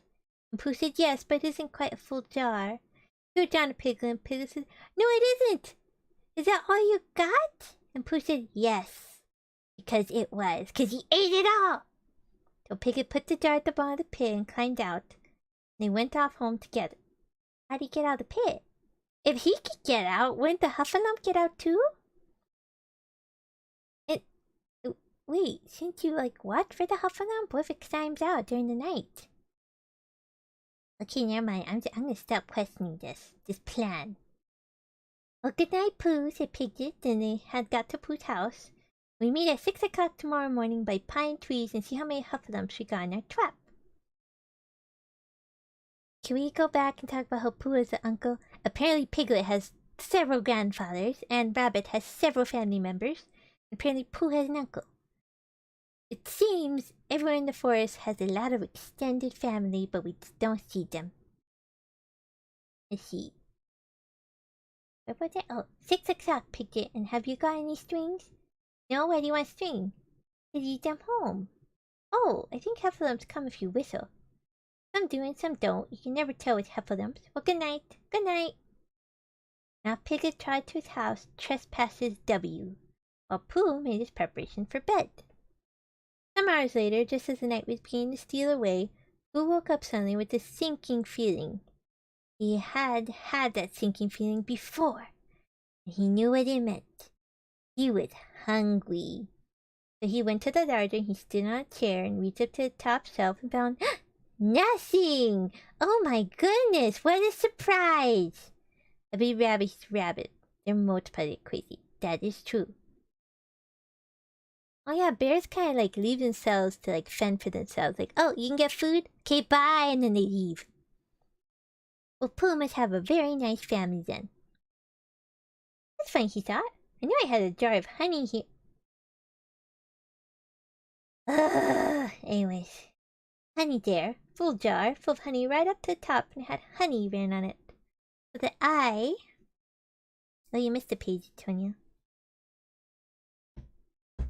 She's getting tired. You got this, Antonia. We're almost there. Almost there. There you go. That's a Hufflepuff. It's an elephant! That's literally just an elephant. They have elephants in the forest? That's a crazy 100-acre forest, if I do say so myself. Snow is honey. Very funny, and then he began to wander up and down, wondering where it was, and murmuring a murmur to himself like this. Very, very funny, 'cause I know I had some honey, 'cause it had a label on it saying honey. The Galapagos full up pot too, and I don't know where it's got to. No, I don't know where it's gone, but it's funny. Look out for paper cuts. It's okay, she's got gloves. And I'm okay doing it. I got my fur. It's protecting me. He had murmured to himself 3 times in a singing sort of way, then suddenly he remembered he had put it into the cunning trap to catch the Huffalump. Bother, said Pooh.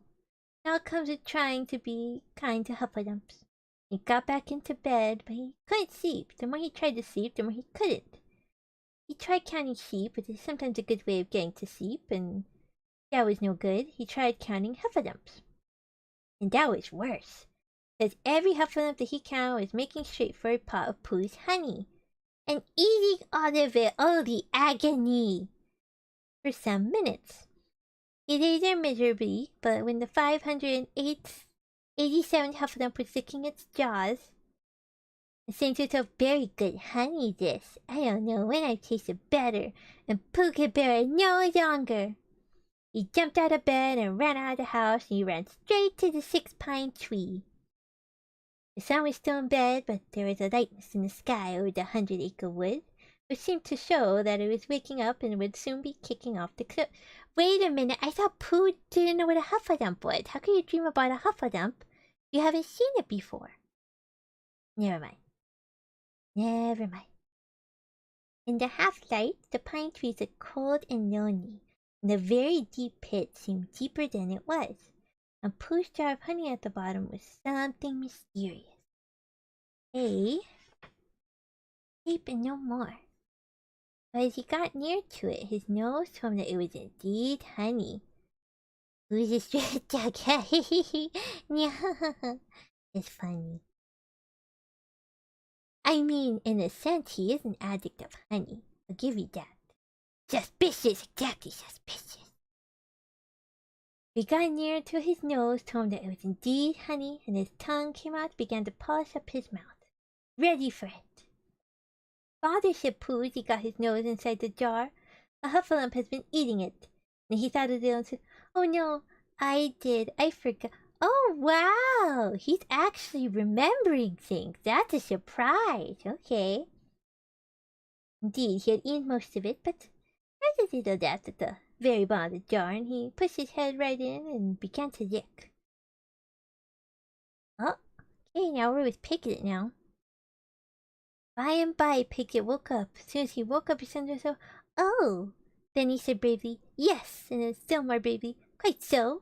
But he didn't feel very brave, for the word which was really jiggling around his brain was Huffledumps. What was a Huffledump like? Was it fierce? Did it come when you whistled, and how did it come? Was it fond of pigs at all? If it was fond of pigs, did it make any difference what sort of pig? Supposing it was a fierce pig, and it would make any difference if the pig had a grandfather called Trespassers William? This pig is overthinking of that. Oh hey, this Huffledump has like really big tusks. What's the one from Pooh? Never mind, you might lose a page. Yeah. Next. Again, where would they have seen it? Oh, you know what? Christopher Robin probably saw it at the zoo, and he thought, oh, I'll call that a Huffledump. Did you get it, Antonia? Yeah, you're missing a page. You got this, keep trying. Not quite there yet. You got it. Go, Antonia, go. Oh, you're close. Got it, Antonia. Come on. No. I know, just take your time. We're almost done. Oh, for those that don't know, Antonia Valentine is my owner. She's the one flipping the page. Very tragically. Okay, I'm sorry, I won't say anything.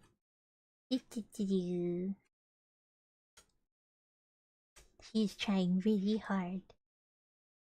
Okay, Antonia, take your time. Need a break? Okay. Take your break, it's okay. I don't think doing it that fast is gonna help. I will admit it is a little stubborn.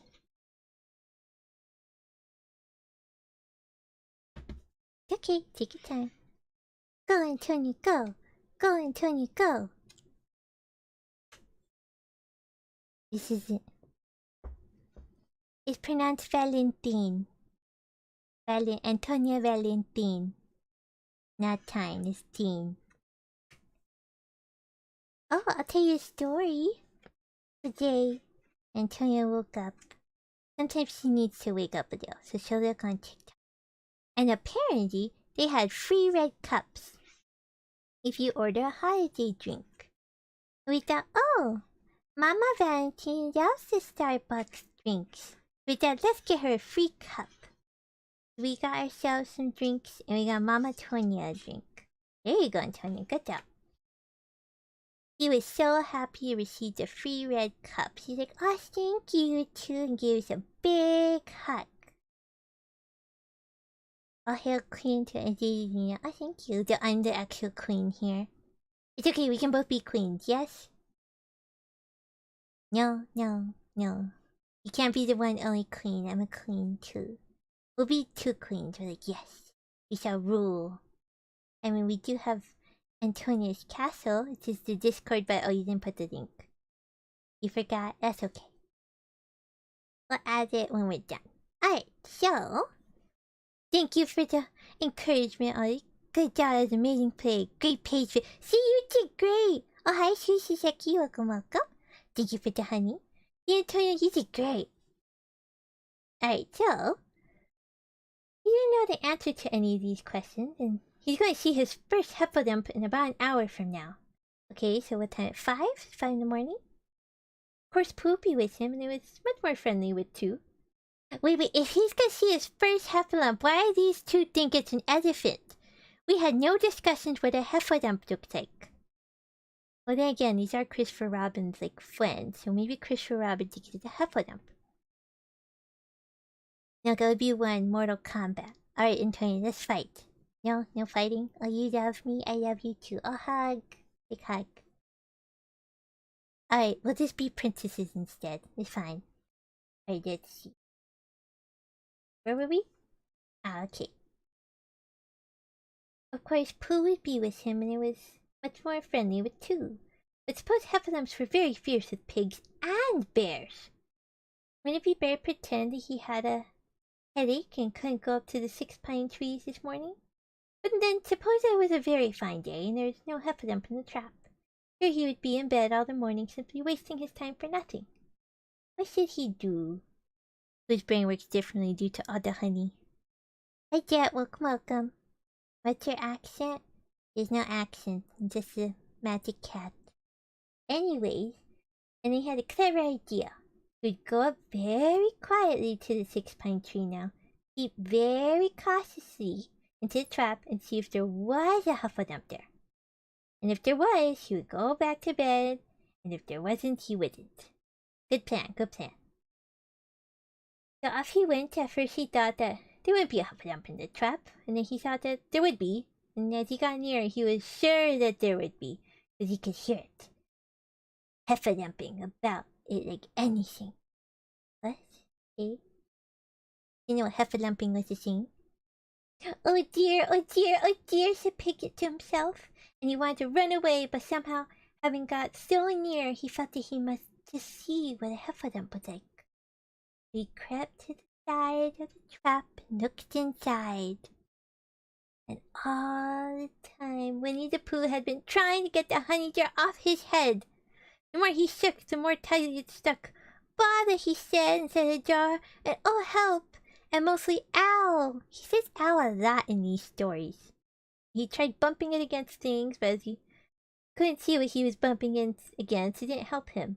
He tried to jump out of the trap, but as he could see nothing but jar and not much of that, he couldn't find his way.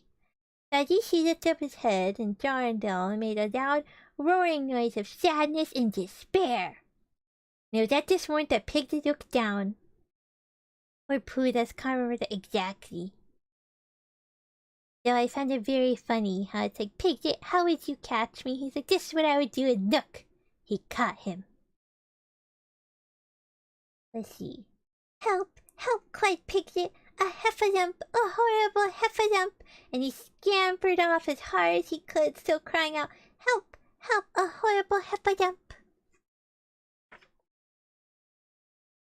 Huff, huff! A horrible horlump! Huffable heller? Well, he's like saying different words. He didn't stop crying and scampering till he got to Christopher Robin's house. Where there is the matter, Piglet? To Christopher Robin, who was getting up. Hef, said Piglet, breathing so hard he could hardly speak. A hell, a heffadump. Where? Up there, said Piglet, waving his paw. I thought pigs had hooves. I don't have. Do pigs have paws? I mean, I eat bacon, but I'm not familiar with. I guess pig and that. Do pigs have paws, or just this pig has paws? I'm very confused. Like, like it had the biggest head you ever saw, Christopher Robin, and a great enormous thing, like nothing, a huge, big old, like a, I don't know, like an enormous big nothing, like a jar. You could have just started off with the jar. Why did we get a whole string of words of a big of nothing, a jar? It's like, no, you should have said jar first. Well, said Christopher Robin, putting on his shoes. I shall go and look at it. Come on. Piggy was afraid if he had Christopher Robin with him, so off they went. I can hear it, can't you? Said Piglet anxiously as they got near. I can hear something, said Christopher Robin. It was Pooh bumping his head against a tree root he had found. There, said Piglet, isn't it awful? And he held on tight to Christopher Robin's hand. Suddenly Christopher Robin began to laugh. And he laughed. And he laughed. And he laughed. While he was still laughing, crash went the Hufflepuff's head against the tree root. Smash went the jar, and out came Pooh's head again. This is very much the case of your friend did something really dumb, or they fell very tragically, and you just keep laughing at them. Because it was funny. Antonia did that, isn't that right? Can I tell him the story? Okay. One day, Antonia's friends were playing basketball. Antonia didn't play because she doesn't like getting hurt. She's very clumsy, so she would have fallen very quickly. But she was cheering. She's like, yay, go! So, friends are playing basketball. One of her... Oh, goodness. I was there too. I don't know why I'm sure. Well, our friends, we'll go with that. Anyways, they were playing basketball. Antonia, don't laugh. I'm gonna laugh. Okay. Oh, dear me.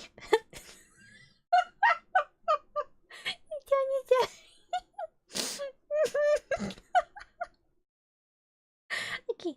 Antonia, don't do it. Antonia's playing basketball. And one of them body slammed the other. And the one that got body slammed went straight to the ground. Antonia was laughing so hard. I think she fell off the bench, if I remember. Very funny. And then we finally went to go home and be like, are you okay? This is after we, had a good laugh. So I understand Christopher Robin laughing this much. I get it. Understandable. Okay, I couldn't help. Antonia started laughing and then I started laughing remembering it. It was funny. Okay. Let's see where we... Oh wait. Then Piglet saw what a foolish Piglet he had been. He was so ashamed of himself that he ran straight off home and went to bed with a headache. Oh, poor Piglet. He's like, oh, I was a dummy. I'm gonna go home to sulk. He's just sad. Just sadly laying in bed, like, anyways. But Christopher Robin and Pooh went home to breakfast together. Oh, Bear, said Christopher Robin. How do I love you? How I do love you. So do I, said Pooh. Alright, we're on chapter 6.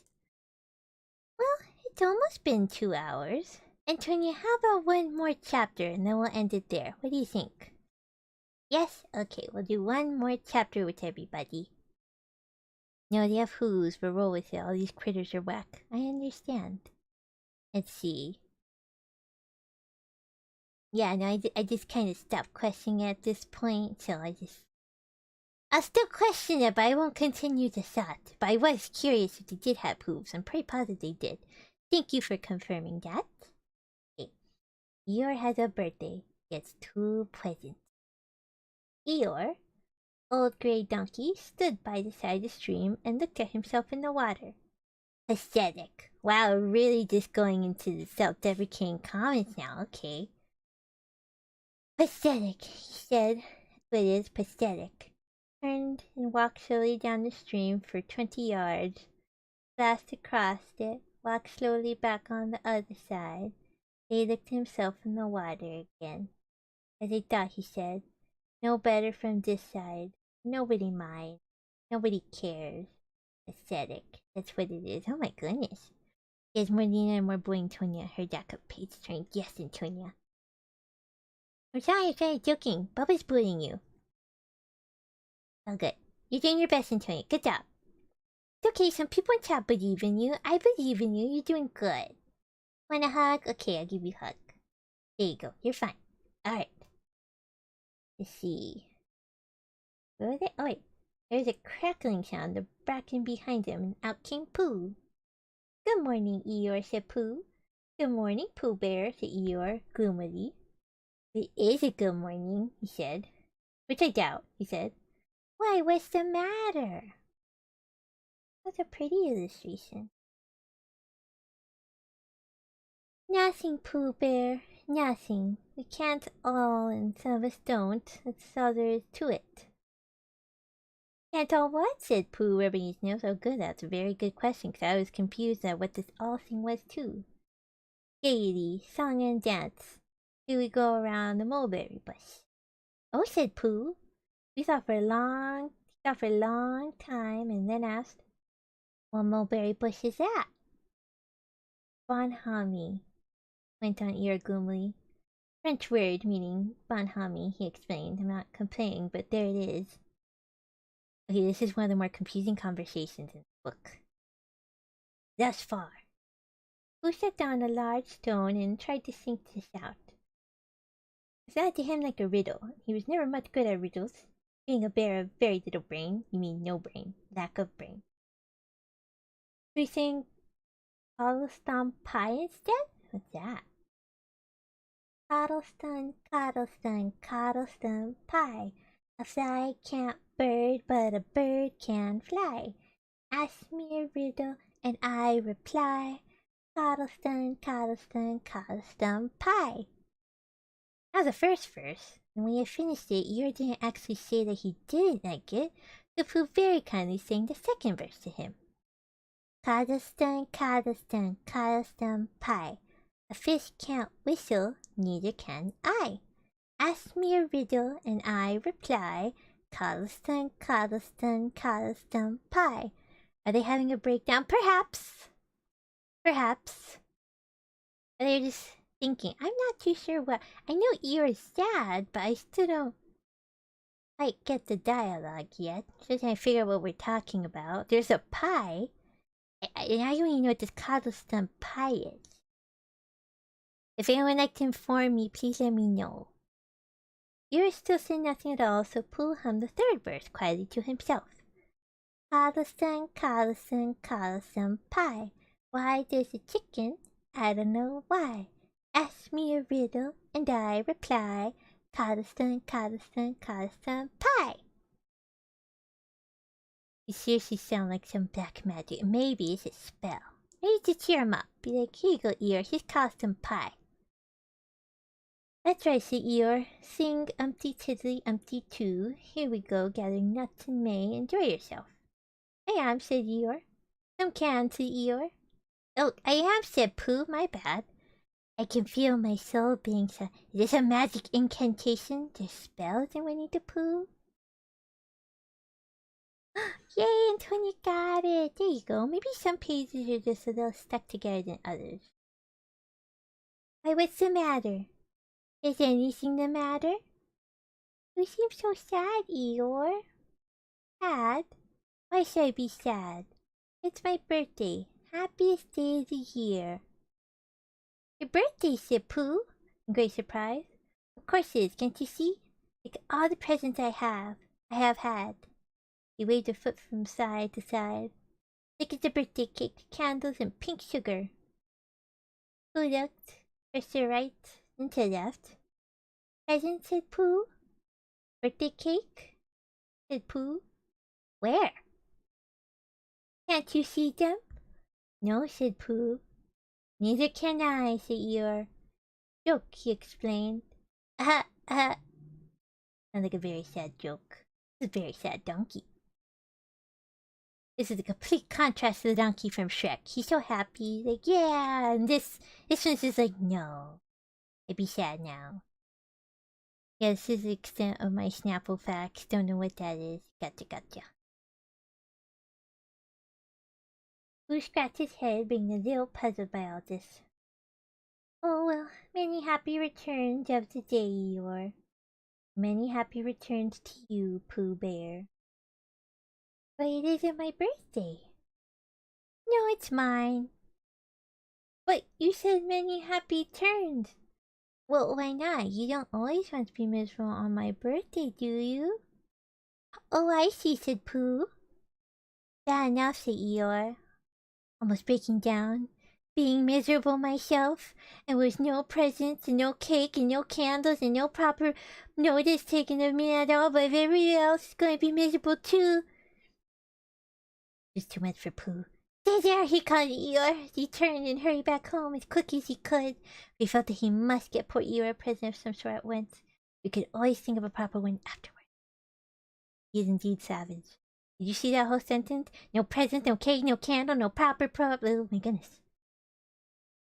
Yeah, somebody please, somebody go get him a present. Oh, that's so cute. Piggy needs his little bucket to stand on to knock on the door. Aww. Okay. Outside his house, he found Piglet jumping up and down trying to reach the knocker. Hello, Piglet, he said. Hello, Pooh, said Piglet. What are you trying to do? I was trying to reach the knocker, said Piglet. I just came round. Let me do it for you, said Pooh kindly, so he reached up and knocked on the door. I've just seen Eeyore, he began. Wait, ow! Why are you with the bonk? Wait, if Piglet can't have bit it. Ooh, why is he knocking on the knock? Never mind. Let's see, he began, and poor Eeyore is in a very sad condition because it's his birthday and nobody has taken any notice of it. He's very gloomy. You know what Eeyore is? And there he was, and for a long time whoever lives here is answering this door, and he knocked again. Pooh, this is your house. Never mind. But Pooh, said Piglet, it's your own house. Oh, said Pooh, so it is. Well, let's go in. Oh my goodness. Exactly, we needed the bonk so it can break the pot off his head. So when they went, the first thing Pooh did was to go to the cupboard to see if he had quite a small jar of honey left. And he had, so he took it down.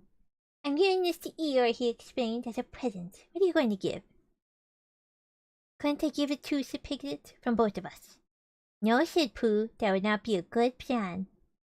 Wow, the first smart thing he said in a long time. If he hasn't said anything. Alright then, I'll give him a balloon. I got one there for my party, and I'll go and get it now. Shall I? That, Piglet, is a very good idea. It is just what Eeyore wants to cheer him up. Nobody can be uncheered as a balloon. So off Piglet trotted, and in the other direction went Pooh with a jar of honey. Is he gonna eat the honey before he gets here? I feel like he's gonna eat the honey before he gets there. It was a warm day, and he had a long way to go. He hadn't gone more than halfway when a sort of funny feeling began to creep over him again. It began to tip of his nose and trickled all through him and out the soles of his feet. Ain't that word. My bad. It was just as if somebody inside him was saying, now then, Pooh, time for a little something. I knew he was gonna eat it! Bad Pooh, don't do that. No. His brain is expanding. I think it was a momentary brain cell that strayed off from somewhere and now it's gone. As you can tell.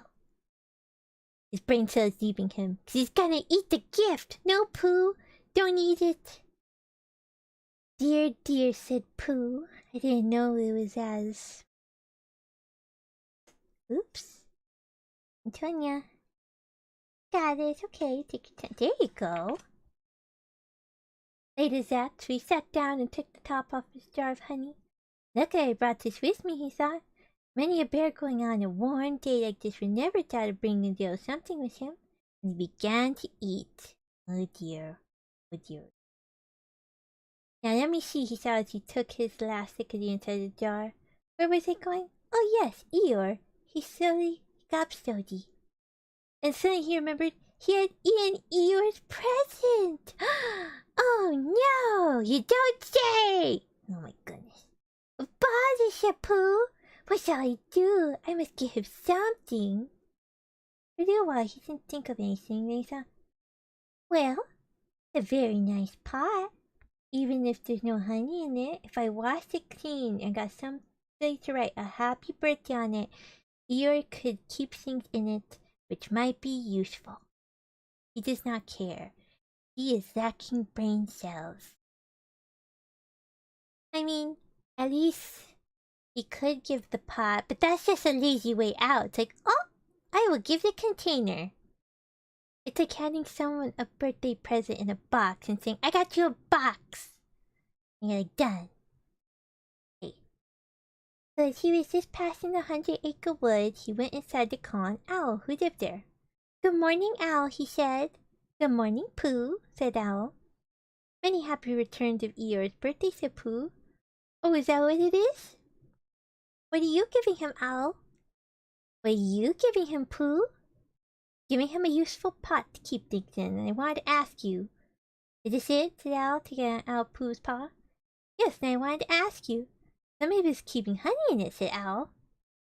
You can keep anything in it, said Pooh. And now he's really selling this pot. He's like, this is a great pot.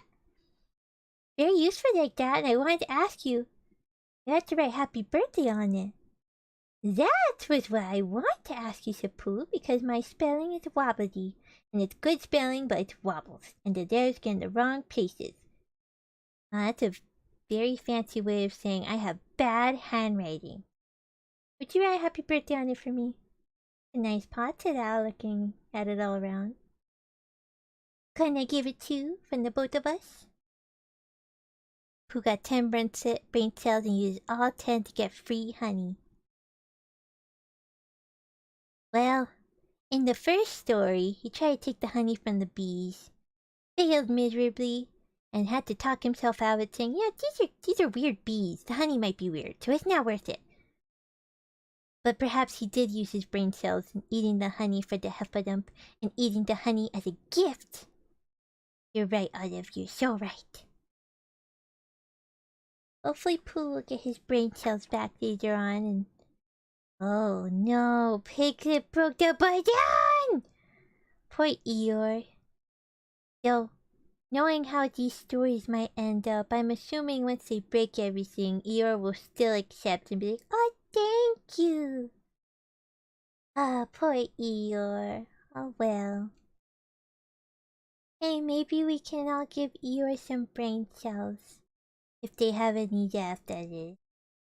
No, said Pooh, that would not be a good plan. Now I'll just wash it first, and then you can write on it. Well, night-night, Lina, Antonia, Bubba, Sean, Susie, Jet, Otto. Okay, good night, White Panda. It was nice meeting you. Have a good rest of your night. Thank you for watching. Bye-bye. No, said Pooh, that was not... Oh. Well, he washed the pot out and dried it, while Al licked the end of his pencil, and wondered how to spell birthday. Owls can write? What? Okay. Eeyore is so depressed. He's got amazing friends. But they're very considerate. It's just...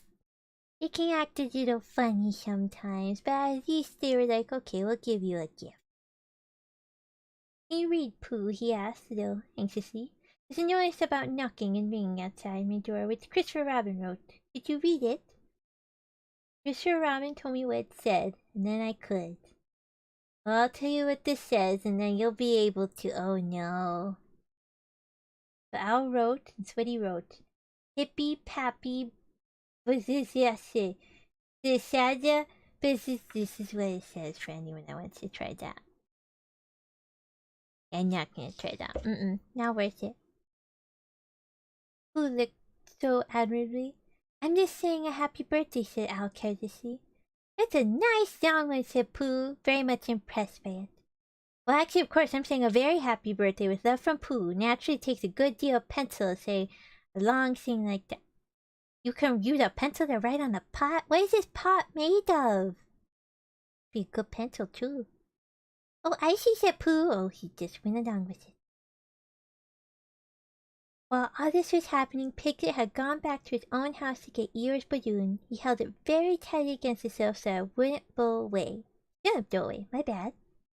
And he ran as fast as he could so as to get to Eeyore before Pooh did, for he thought that he would like to be the first one to give a present. Just as he had thought of it without being told by anybody. Wow, these friends really like one-upping each other, huh? And running along and thinking how pleased Eeyore would be, he didn't look where he was going. And suddenly, he put his foot in a rabbit hole and fell down flat on his face. Bang! Popped. Went pop. Piglet lay there wondering what had happened. At first he thought that the whole world had blown up. And then he thought that perhaps only the forest part of it had. And then he thought that perhaps only he had. And then he was now alone in the moon or somewhere and would never see Christopher Robin or Pooh or Eeyore again. Wow, this just escalated very quickly. And then he thought, well, if I'm in the moon, I need to be face downwards all the time. So he got cautiously up and looked about him. He was still in the fort. Well, no duh. Oh my goodness. Okay. Never mind, they have no more brain cells to give Eeyore. They're all gone. That's funny, he thought. I wonder what the bang was. Could have made such a noise as falling down. Where's my balloon? And what's that small piece of damp rag doing? It was a balloon! Oh dear, said Piglet. Oh dear, oh dearie. Dearie, dear. Well, it's too late now. I can't go back, and I haven't another balloon. Perhaps Eeyore doesn't like balloons so very much. So he tried on rather sadly now. Then he came to the side of the stream where Eeyore was and called out, "Good morning, Eeyore," shouted Piglet. "Good morning, little Piglet," said Eeyore. "If it is a good morning," he said, "which I doubt," said he. "Not that it matters," he said. "Many happy returns of the day," said Piglet, having now got closer. Eeyore stopped looking at himself in the stream and turned to stare at Piglet. "Just say that again," he said. "Many happy—" Wait a moment. Bouncing on 3 legs, he began to bring his 4th leg very cautiously up to his ear. "Did this yesterday," he explained. He fed on for a 3rd time. "Quite easy, so as I can hear better. There, that's done it. Now then, what were you saying?" He pushed his ear forward with his hoof. Okay, how come Eeyore has a hoof but Piglet doesn't? That doesn't make any sense. Also, there's no hooves. That's just a little stump right there. The brown little plush leg. "Many happy returns to the day," said Piglet again. "Meaning me?" "Of course, Eeyore." "My birthday?" "Yes." "Me having a real birthday?" This is just sad! Oh my goodness. "Yes, Eeyore, and I brought you a present." Eeyore took down his right hoof from his right ear and turned around, and with great difficulty put his left hoof. "Must have that on the other ear," he said. "Now then." "A present," said Piglet very loudly. "Meaning me again?" "Yes." "My birthday still?" "Of course, Eeyore." Pooh's universe works in mysterious ways, very mysterious ways. In very select words. "Me going on having a real birthday?" "Balloon? Oh wait. Yes, Eeyore, and I brought you a balloon." "A balloon, Eeyore?"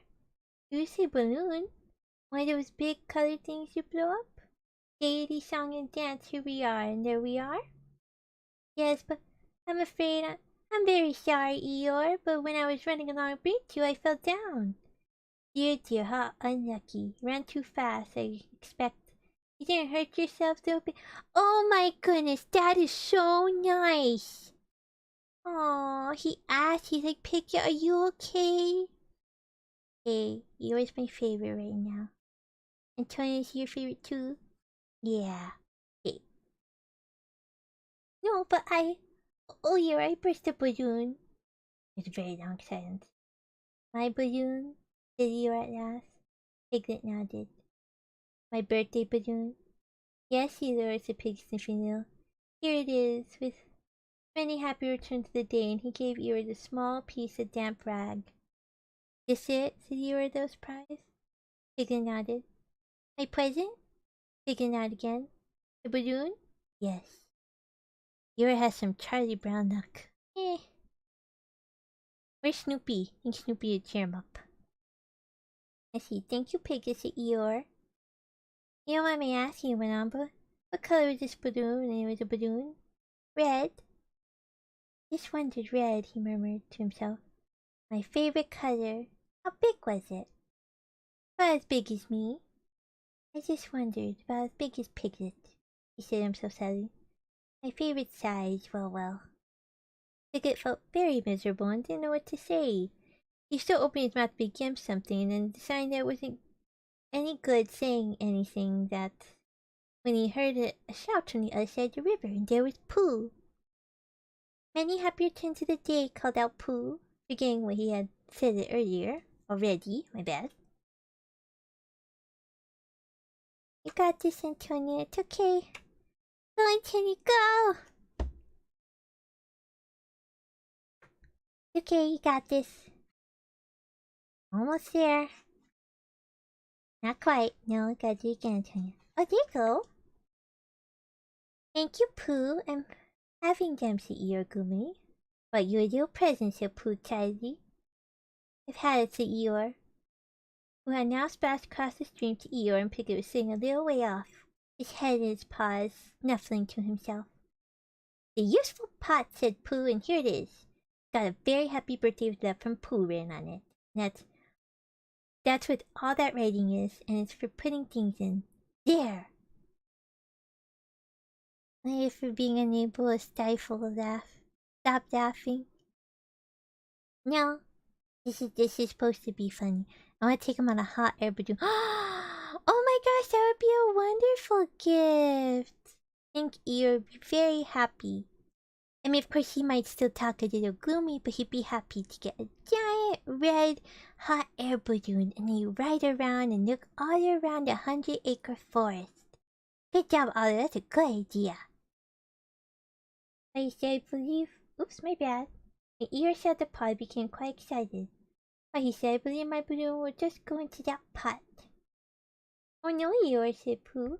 Balloons are much too big to go into pots. What you do with the balloon is you hold the balloon. Not mine, Eeyore, said Eeyore proudly. Look, Piglet.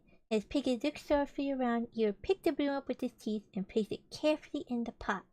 Picked it out and put it on the ground, then picked it up again and put it in carefully back. So it does, said Pooh. It goes in. So it does, said Piglet, and it comes out. Doesn't it, said Eeyore? Goes in and out like anything. I'm very glad, said Pooh happily, and I thought of giving you a useful pot to put things in. I'm very glad, said Piglet happily, that I thought of giving you something to put in a useful pot. Eeyore wasn't listening. He was taking the balloon out, putting it back in again, happy as could be. Aw, that's so sweet.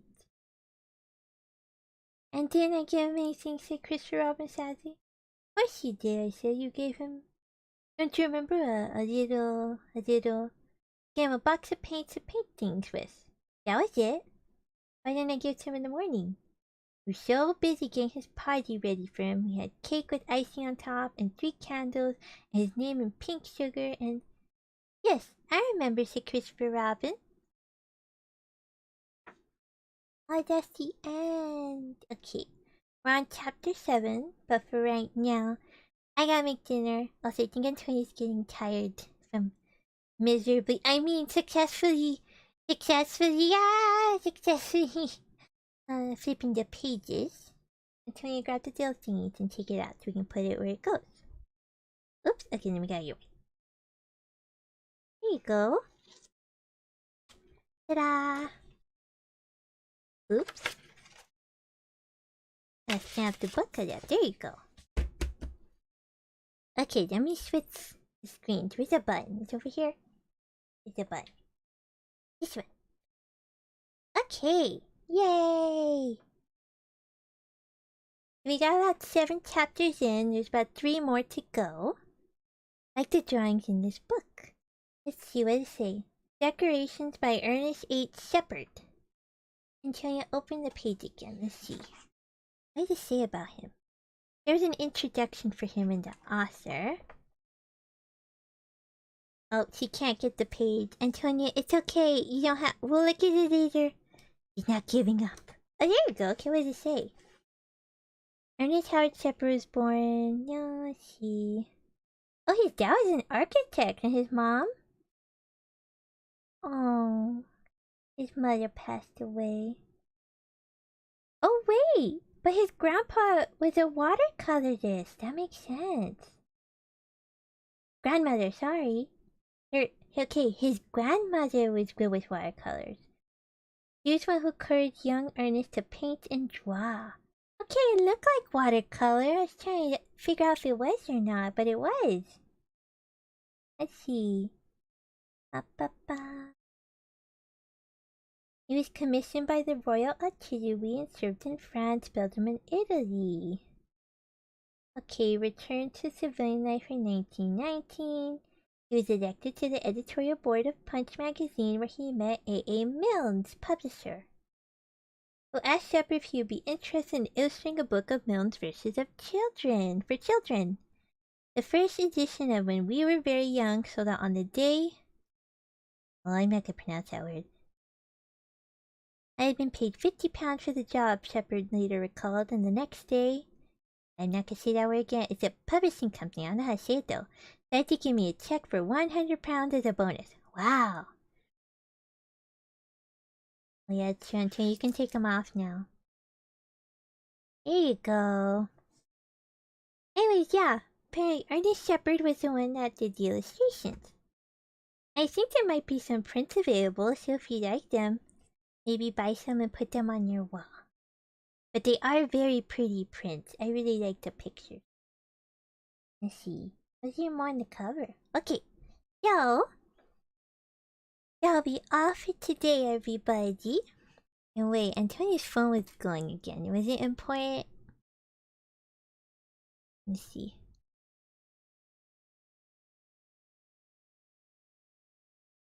What? Oh! Okay. Antonia, you gonna go? No, okay. That's fine. Antonia and I are kind of lazy sometimes. When there's like a last minute event, we think about it. We're like, do we want to go?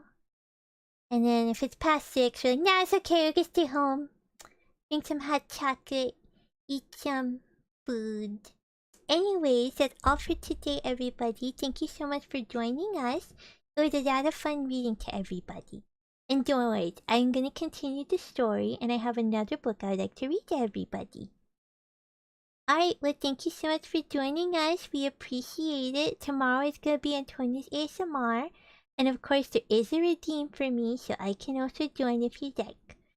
Pretty clear my story, merits like to be. Yes! Oh! And then... Wait, did I tell him? I did? Okay, I'll tell him again.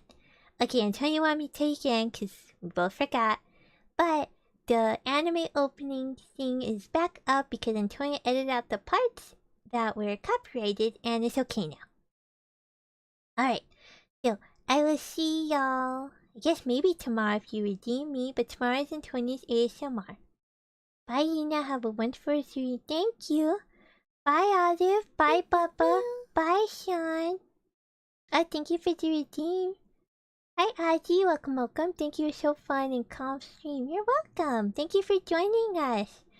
Alright, bye everybody, and turn upon the background music, so no one's sitting in silence. Alright, we'll see y'all tomorrow. Have a good, Antonia, what was it again? Right. Have a good rest of your day. Have a good rest of your morning, afternoon, or evening in whichever part of the world you're in. Bye everybody. Bye bye.